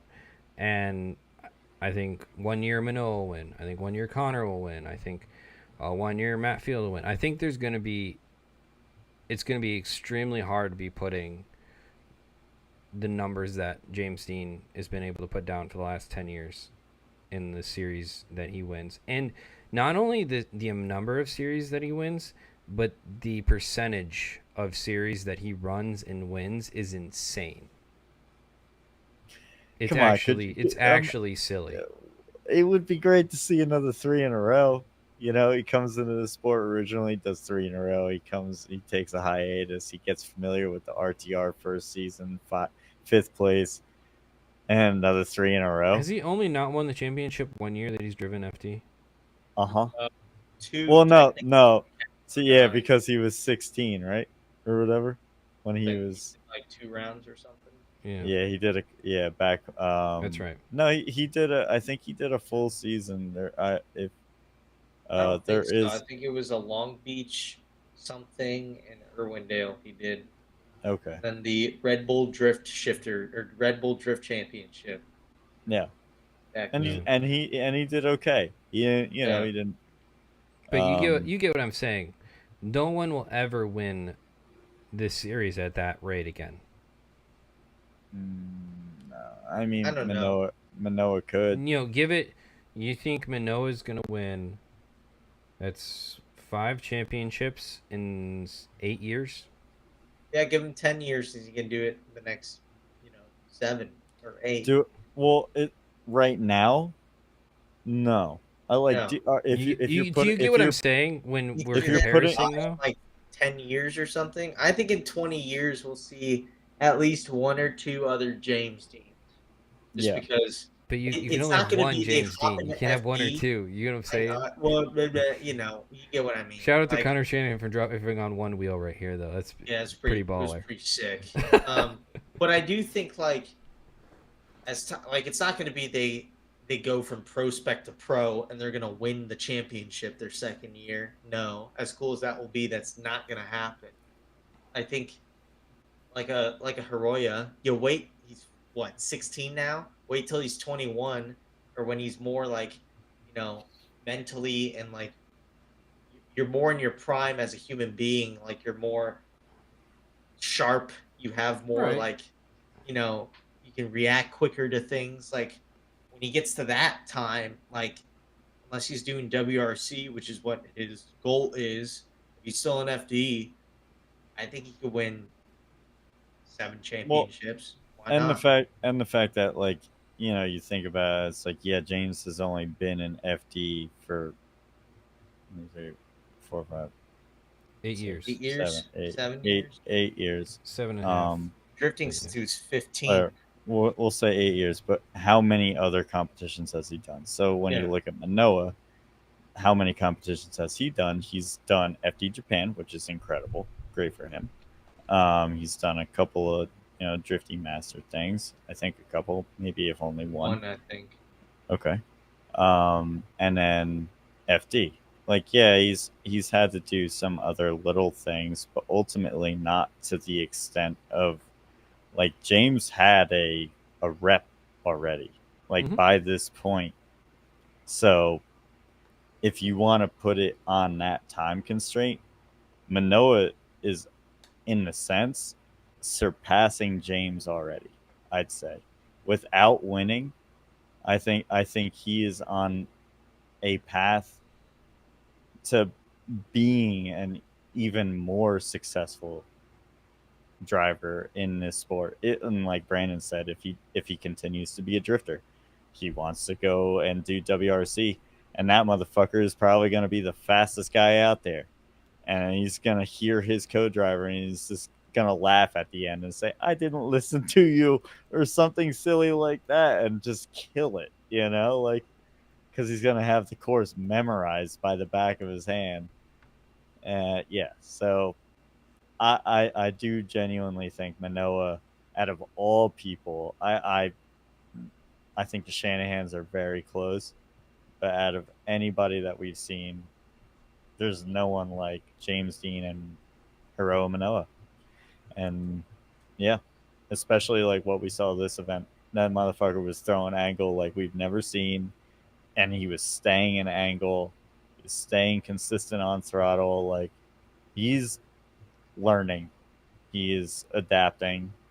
He was a kid when he first got here. He's still a kid, and like Yeah, that dude is just a monster.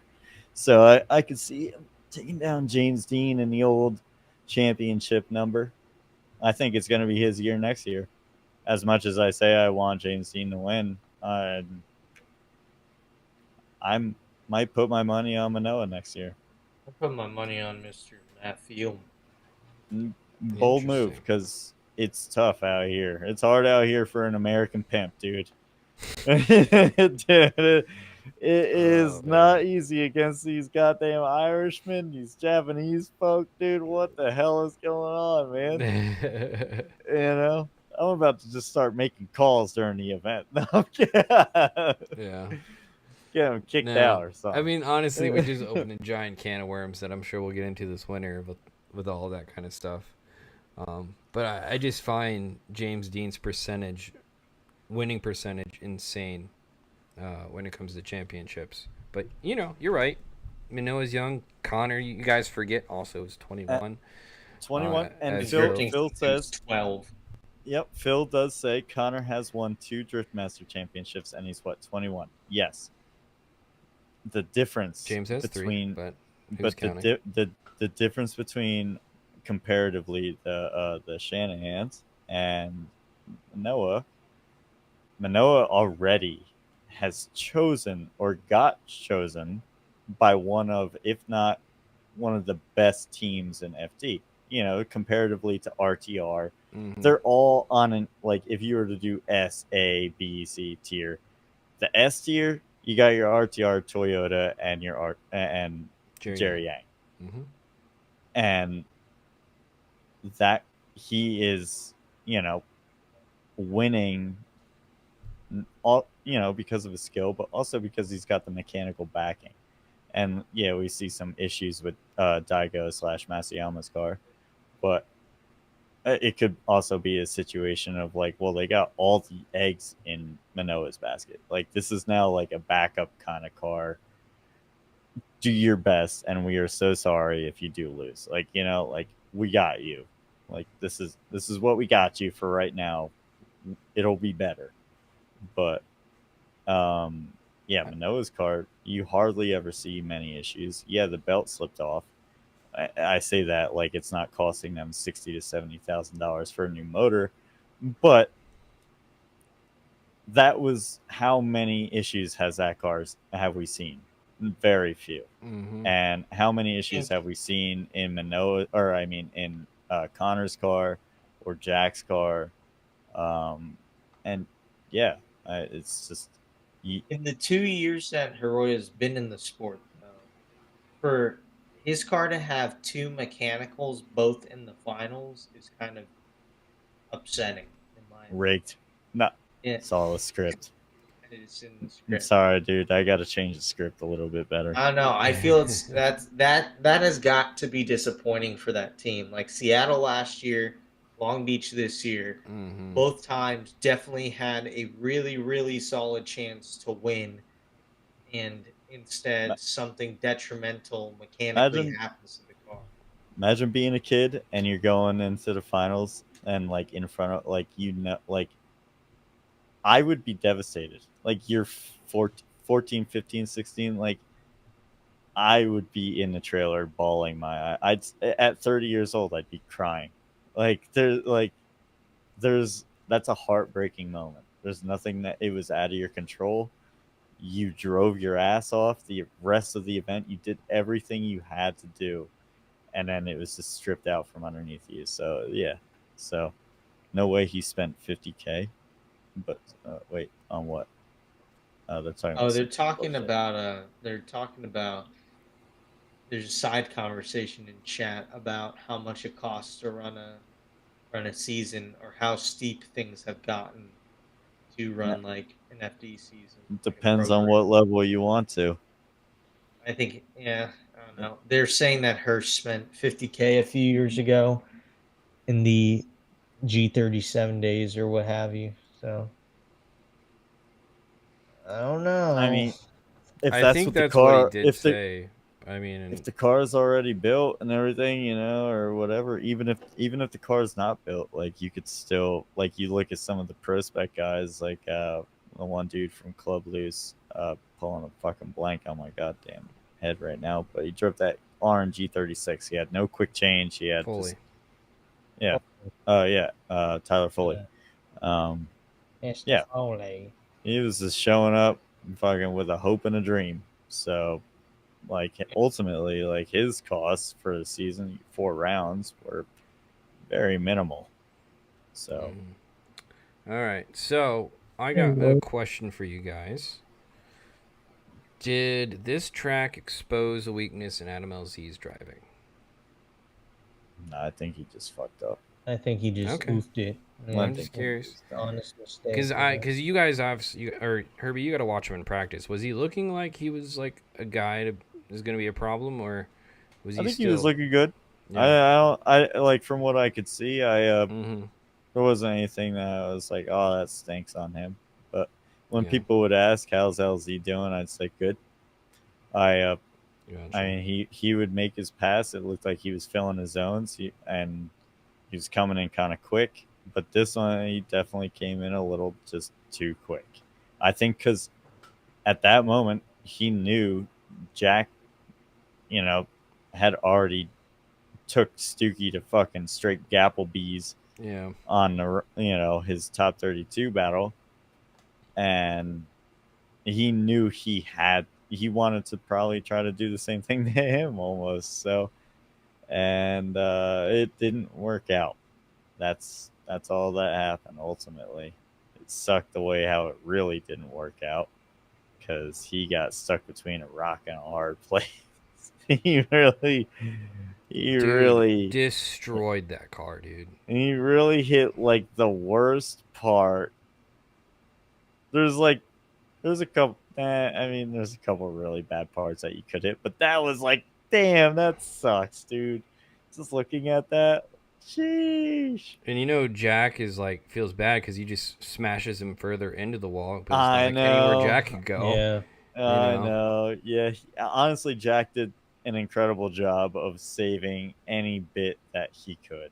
Mhm. Like, he really did. He threw his ass in and in more Mhm. to prevent further damage on his car and Adam's car. So, professional drivers here, I think LZ. That would have been an incredible battle.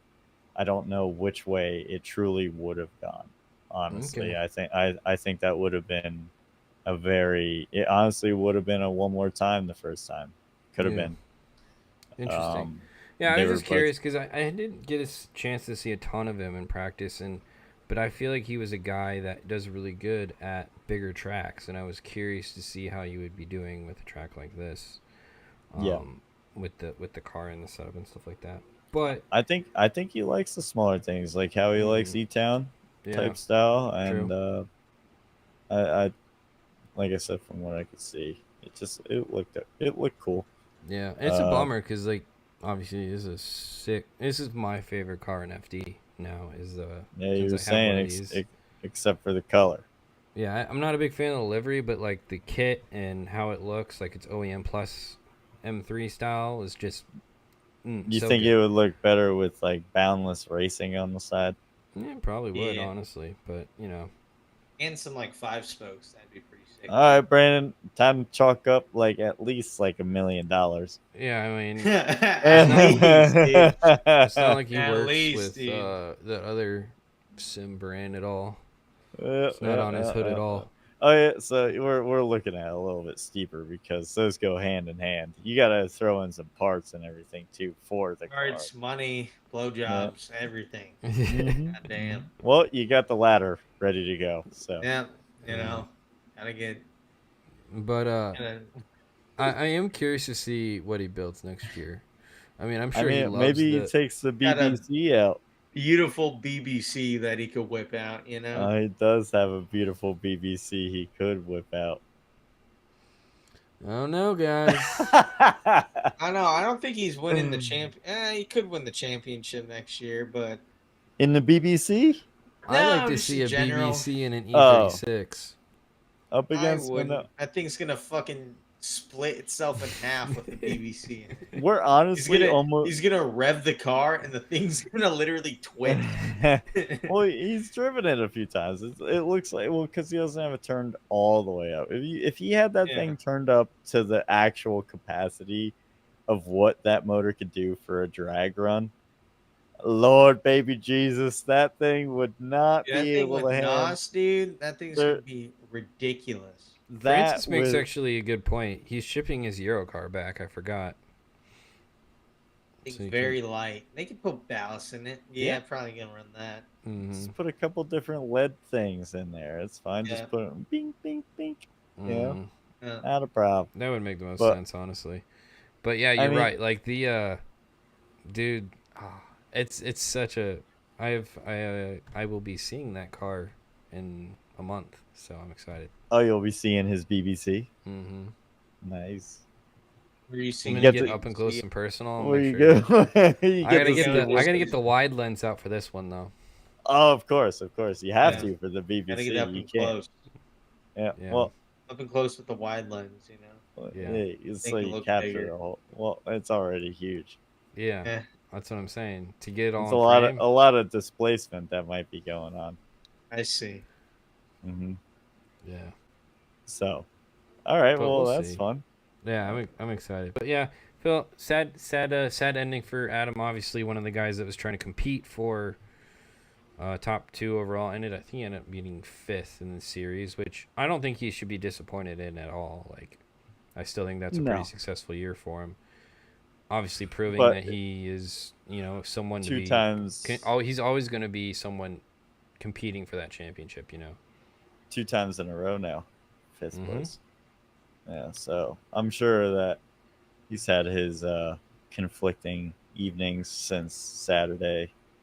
Already just Right. beating himself up and should have, Yeah. could have, and Honestly, the other let's be things. honest with Adam. The results aren't as big as his following, so I don't think he is worrying too much about anything when it comes to that stuff. I think he's starting to become more of a competitor yeah. than what we think. Yeah, I I think think A big part of his livelihood, FD, is now like He- like you can only get so many views and followers before it just gets numb. But FD Yeah. win that championship. you're chasing that You know, win. you're Yeah. That's a high that will never go Yeah. away. You're always That's- chasing the win. Like Bystrike says it a lot, where like Luke Fink actually would make fun of FD a lot, and he's like, I don't want to fucking drive with him, and all this like nonsense, and now he was supposed to drive this past year, but then couldn't. Anyways, like you got Ricky that had backed out, and you had Steve Misko that backed out. Like our closer friends that have backed out of FD, and they go on, they do grid lives, they do the fun things, but like even though like Matt knows he's not number one yet, like this is like where the determination and will to want to do better, and that chase of what we're talking about, of this high of competing and getting on that box. Like you can't beat the feeling. Yeah, you can go do pro-am, yeah, you can go whatever, do a US drift event. They're gonna be sick, it's gonna have great drivers, it could even have a full FD lineup. Even if you win, it still isn't going to bring you that same satisfaction of going to a Formula Drift round and hearing Jared Deanna's voice and Jacob or Matt Sopa for the Pro Spec guys, talking about you and hyping you up and that type of shit. And so that's why he continues to do it. Like there is no better competition out there. And yeah, you can go to Drift Masters, but like he's not going to Drift Masters. But No, but maybe. you get there. If some people are just built to be competitive, and you can't scratch that itch any other way. There at is that level. no other way. There is literally nothing that And can there could have been an compare. argument for old school clutch kickers, I feel like, to where it was That- that competitive. But I don't think we've seen a series since that's been that insane. I mean, I guess hot pit's pretty good, but I don't know if that It would. seems like too much of a party to me. Like when Yeah. I'd see when I'd see content of the old clutch kickers, in my brain, it immediately like reminded me of like the 1320 like fucking street racing like Mm. high intensity like stakes through the roof videos. Like that's how like clutch kickers used to remind me because you had Alec Honadale out there, you had Taylor Ray, you had I don't even fucking remember, but like all these like He was drivers up who Yeah. would there. show up, all these heaters, and the track was like tight knit that anybody could be a fucking gangster on that course.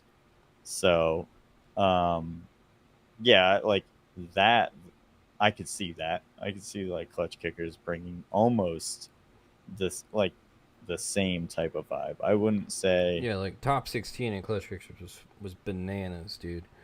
yeah, But like no, like there just isn't a competition for something like this out there, at least on this side of the pond, and um, that's where you're gonna get that high. And the cool thing about FD is we're continually be pushing boundaries and limits, and um, I think FD does a really good job at making sure we do have limits, though, in terms of like the tire grip that uh, we run in FD compared to Drift Masters, or it's the weight and how the cars have to be heavier over here. So you are held back a little bit more over here, but I think that just gives other people more opportunity to get a little crazier when it comes to the suspension and that side of it. good The old chassis American side. engineering. That's So, right. but That's right. I guess we did talk a little bit about Sully, but again, shout out to Sully, dude. Absolutely was a ripper this weekend. Honestly, Yep. Yeah. another guy that's probably going to be a problem next year. Yeah.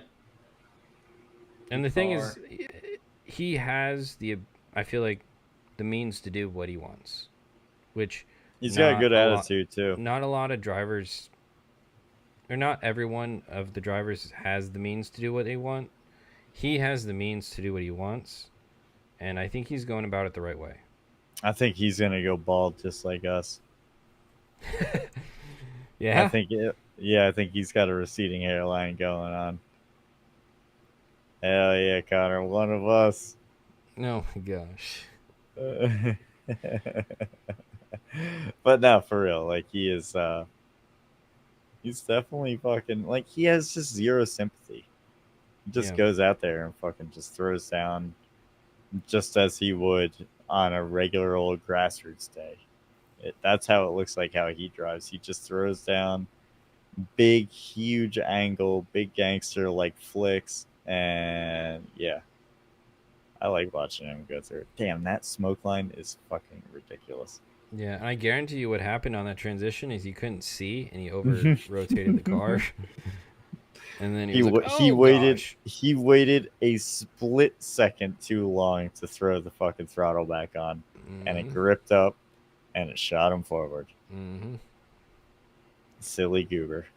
Yeah, well, it sucks. But thank you very much. I'm so happy that you lost to James Dean because that makes me happy at the same time. I do Oh, love you, man. Connor, but I also love James Dean. Dick Yeah. Rider. It was kind of fun having them in the middle there, and they could do like a little celebration. And they could do a little thingy. I don't know if they could, but they did. I know. I'm sure FD told them not to do that, but yeah, let's have a little fun here. When they would do their little shebang afterwards, I was like, hell yeah, that's cool. Mhm. Did you notice how I think it was really just James, how he would pull up like to the determining area? Yeah. He would come like really angled, and it was like good for the camera. It like put him nose to nose almost. Hell yeah. Yeah, I noticed that a little bit differently from The other all battles. the other the other guys that He's were got a pulling little up. They would just artistic- go ahead. He Oh, whoops. I'll see if these guys want to come back. Oh man, yeah. I guess I don't know. I feel like my internet's fine. talking about. They're gonna blame me though. Watch, they're gonna come back on and they're gonna be like, "Hey, you left us." I'm still here, Oh, guys. As you can see on the stream, I'm still here. They We're have still here. left. So clearly, I'm not the one that left the call. It's clearly them. Testing. Dude, Oswald got sauce on that entry. I can hear you, Herbie. Yes. Okay. Oswald got sauced out again on entry. That was pretty crazy. He did. That's when I was like, oh my god, Manoa's. He progressing. recovered, but he got sauced. He's progressing. Well, his angle was good. I'm saying, like, Yes. it was a great I also entry. appreciate his tire Good entry. fires. Yeah, he really. Never- Yeah, fun. he loves them tire fires. Some tire fires. Yeah. All right, guys. We are at 2 hours though. I feel like we've just No. kind of been rambling about stuff in the event this year, but How it goes. is there any last little bits we wanted to check out? Who do you want to Before- shout out there, Nate? I did want to shout out to Olsen for getting to his first top 8 this year, which is crazy to say. Well, For him. Good for on him. his own, And you know, it was legit. Like he Right. did some first good top 8 on his own, right? You're saying because he did well, it this with, year. Okay. First top 8 this year for him. Been a tough year for him. 16th overall, not bad. Not bad. No. Yeah. And we'll get Yeah. into standings next week and kind of the season.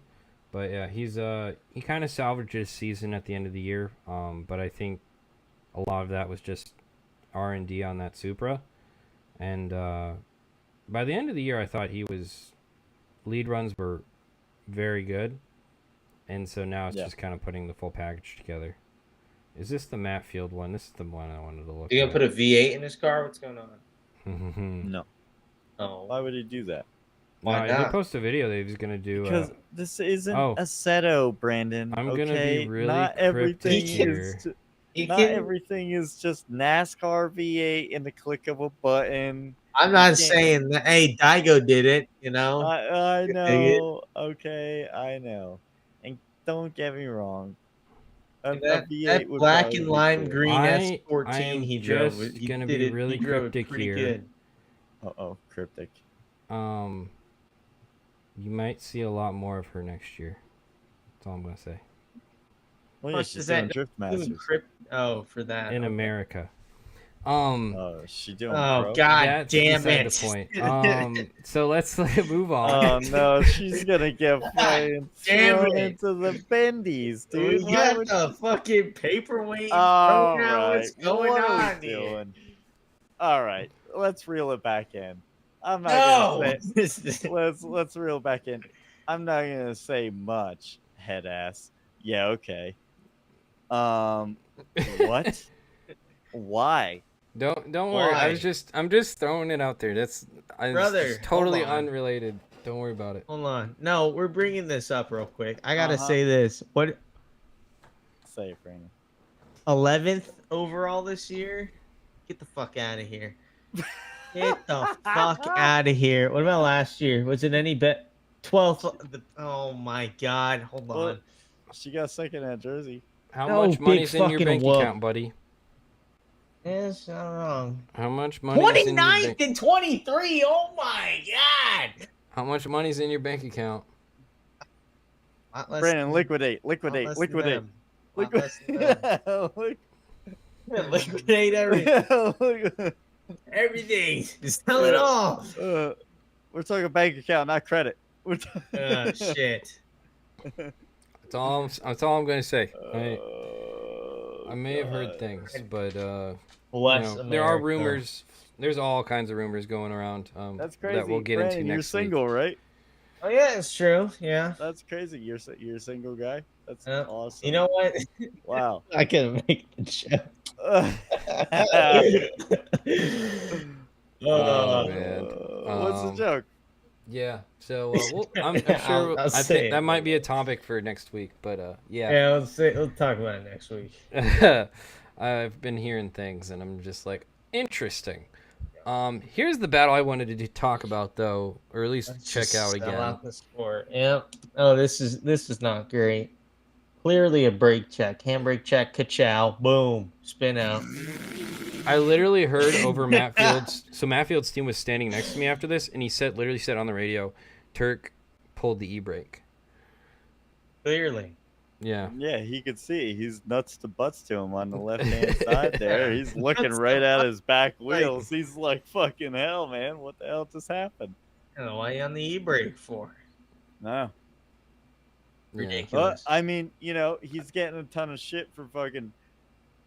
well, ultimately he would have won regardless, but flopping during the James Dean battle, like he didn't, just because he quit drifting. Did he get a lot of shit for that? I thought you got mad because of the angle we were looking at, but then when I looked at the overhead, I was like, yeah, he got ran over. I think that's pretty much water under the bridge at this point. I don't think he really remembered it. Yeah. Unlike some other things that happened in the RTR camp at Englishtown a couple years ago, that is still not water under the bridge, but the Matt Field James Dean situation is definitely under the bridge at this point. Yeah, that one was a pretty clear-cut situation. Yeah. Little Mustang just got a little excited. I don't know. I just want to point out Turk winning another battle by not winning it. It was like two. It was all of them except for 32. It was every battle. It was 32 as well. 16, I'm like, all right, that was a little much. 8, I was like, all right, that was definitely happened. And Jack knew. Like, Jack better know, and he knew.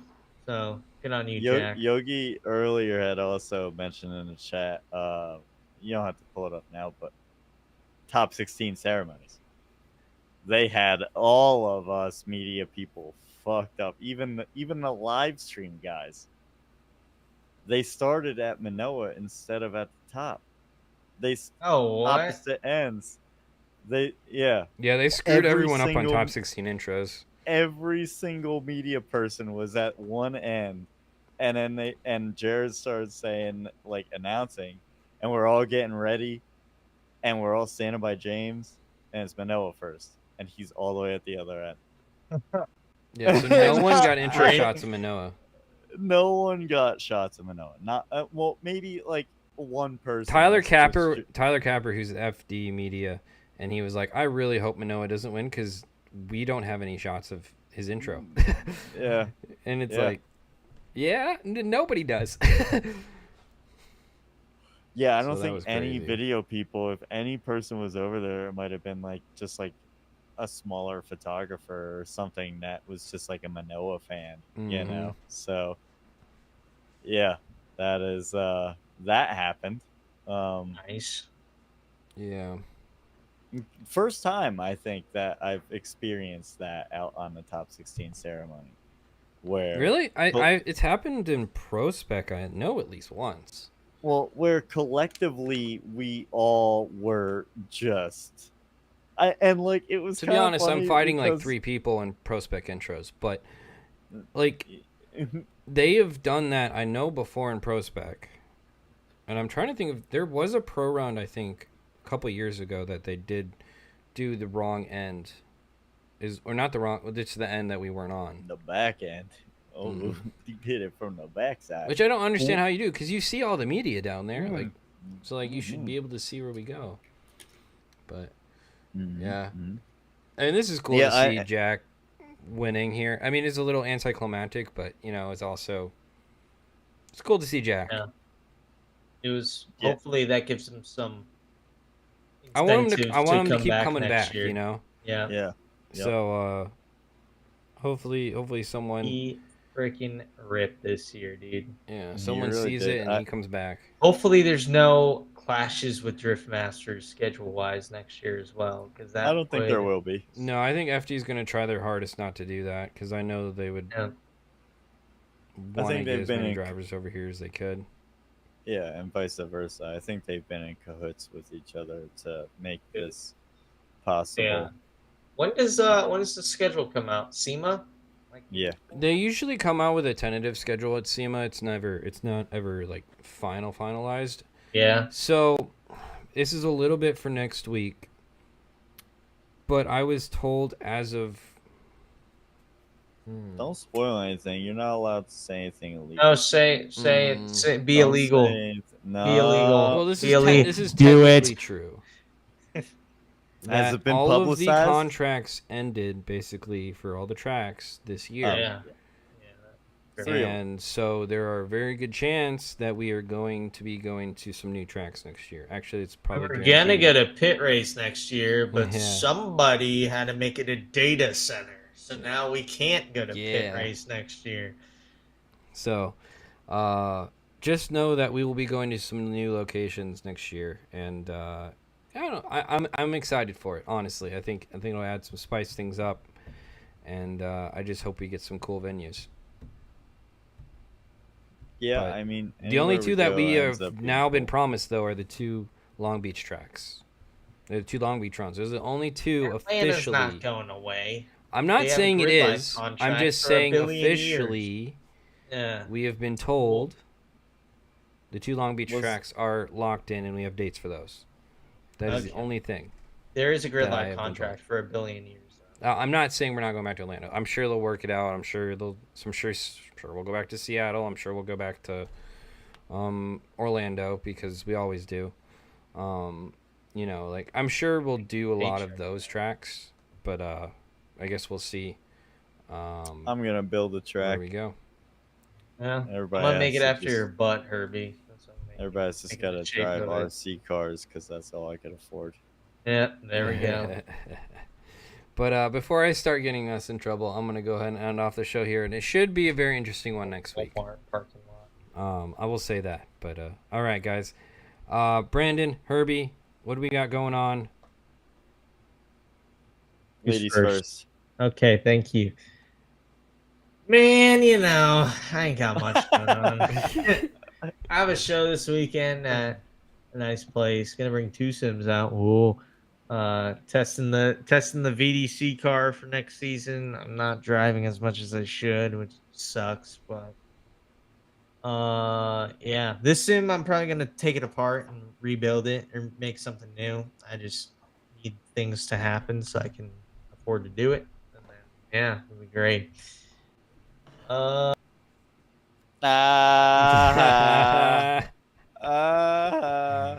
Boundless Fucking Racing, go check them out because you can't get working internet. Oh, Hey, did you we really got him leave? Again.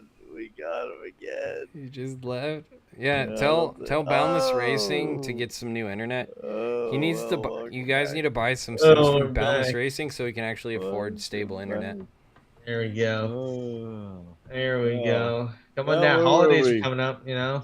Great Her- deals. Holidays. Herbie with that Elon. California internet What do I got? seems to be Yeah. working. Yeah. I mean, at least while you're not dealing with the blackouts, but you know, What kind? the electric blackouts, the rolling ones, they do.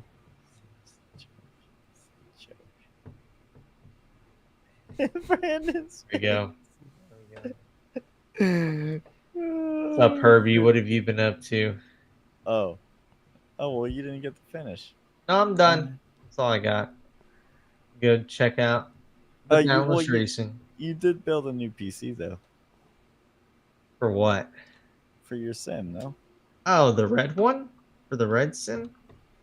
For your own. For your Oh own no, I place. haven't. I haven't done that yet. Oh, okay. All right. Well, anyways, My other sim has a 5090 in it though, so it's fancy. is it gonna Okay. melt? Did Yeah, you change? probably.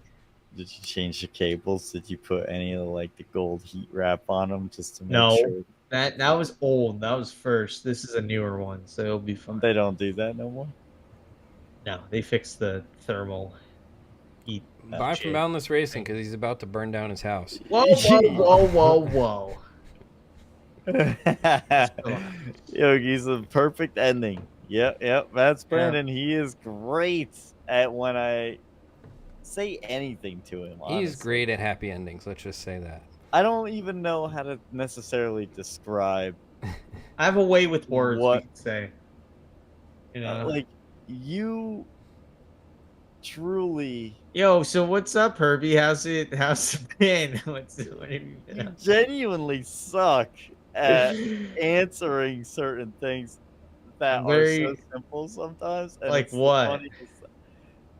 Dude, it happens so often where I just get dazed in a sense of I can't believe like you're just kind of just struck by you don't know I what like to to be say. So cryptic, then you when know. you don't know what to say, I don't know what to say because it's like, are you? I don't know what the fuck you're talking about right now. What thing didn't I say? Well, for first and foremost, when I had asked you like the whole Sorensen thing, like this is just like where it really like, Oh, uh, uh oh, that I was gonna make some. like Oh, I the was gonna make a joke average because my person, buddy if said uh, to marry rich. That's what my buddy said, but I just wasn't gonna say it. But I said it. There. Are you happy now? well, no, yeah, I'm happy. I'm still happy. I was happy beforehand. I'm happy now, but I wasn't. I have no mood change. If that changes anything, Christ. but You yeah. good, So Herbie? like, if I was to ask somebody, Brandon Sorensen or Amanda Sorensen, and you'd be like in this at an Oh, Formula Drift that round, thing. and he's at a Formula Drift round, and I'm like, who would you pick? Like, you get what I'm meaning. Like, this isn't like, oh, for Bassett, what do you mean? You fuck ass. Because I like to Like, fuck with you with that. Because you because didn't, it's funny. you didn't You even thought fuck I with was. me. I knew you were talking about like driving wise. Of course, I'd pick Brandon. Brandon What? Sorensen? You gave me the most autistic, stupid answer I could have ever not have wanted in my entire life. Why are we Any, airing this out on the anyways, air? anyways, I appreciate you for your antics. Hindsight. Tell them how Oh, James talked shit about his setup. James Dean did ride on Yogi's sim and or take that bad boy for a spin. And that sounded kind of crazy. Pause. Uh, and he had the same complaint I kind of did, but I'm just a regular guy, and the brake is so squishy. And I think, what did he say? Yogi, you could correct me if I'm wrong.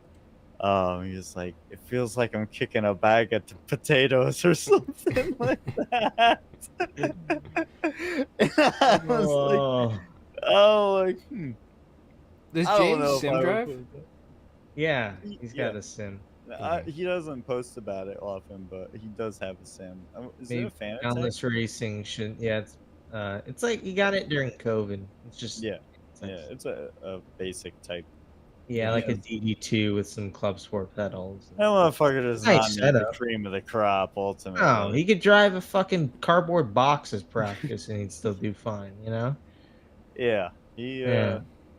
he's good. He's Yeah. good. Maybe Boundless Racing should sponsor Bear Cove Studio with a new set of pedals. That would be crazy if then it came with a whole other steering wheel and then a whole other bracket You can system pay and for then a everything. whole. Never mind. Anyway, let's see here.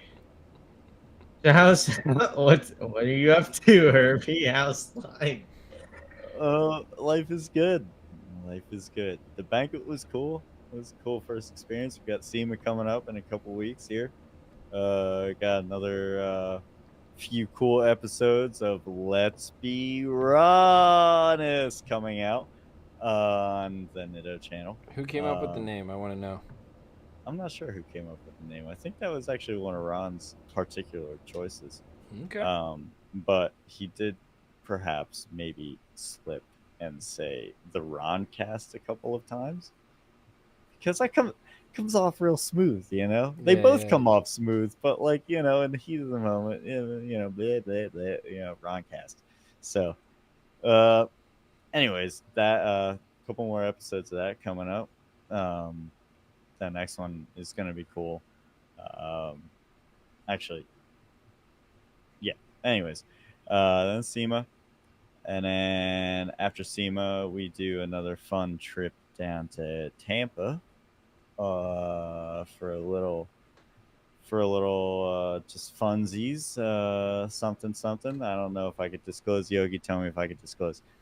And then Probably no. I don't know. Yeah, well, like I don't. I'm not gonna say exactly what we're going for, but for yeah. And then almost Japan time. I have to try to get what the fuck? I have it on my to do list. I have to try to get global entry. No, I have a passport. Oh. Trying to get global entry, so I don't have to wait in line as long coming back into the country. And then with global entry, I also get my whatchamacallit, my pre-check, my TSA pre-check. Finally, I've never had that. Oh, there we go. He said it. Yeah, we're going to Cletus's. All right, there it is. Nice. That'll be cool. That'll be a fun convo. Yeah, Cool. Talking with him. yeah. There's been a comment on the live stream that has resonated with me for a while. This was last year, and I haven't altered myself by it by any means. I'm just who I am. But they're like, it was when we had like over 1,000 people watching. I saw this one guy say, it was like, this guy is like a combination of Cletus and Chelsea Denofa together. And I was like, hell yeah. Like, that is a fine combination of shit talking and just good old boy. I'm like that. I'm fine with that combination for sure. So That's I can't why wait. you're such a big head. Whoever said that. Yeah, I can't wait to meet him. That's been a guy that's been on my dream list for a long time of just wanting to get to know. Like he's Hell brother. He's just a hell yeah, brother. You're right. Another episode of what is it, Cletus? You don't even know. Oh my god! Because I skip past it every. Yeah. time. You're fake. You're fake. Okay. All right. I think you guys got your outros 30 minutes later, but we got them. So thank you guys. Well, for whatever that was. Go check out Boundless Racing and Herbie Media. I put out my first like vlog style video myself, and it was really weird to shoot. And I already looked back at it. I'm like, man, I should have changed all this stuff. But 1,500 views, which is like way more than I thought it was supposed to be. So thank you guys for checking out the video. I'm gonna try and put something together this week for another video on a certain topic, but we're gonna be pretty busy this week. But next week we'll have something come out as well on the car, and then we'll be at SEMA in 2 weeks. We'll do a bunch of video stuff there at SEMA. And then after SEMA, I'm planning on starting a whole bunch of the stuff I wanted to get going. So we will be to SEMA. What? When are you getting to SEMA? Saturday before SEMA. Oh, so you'll be there even before me. So we should go to get gambling. Let's go gambling. We'll see.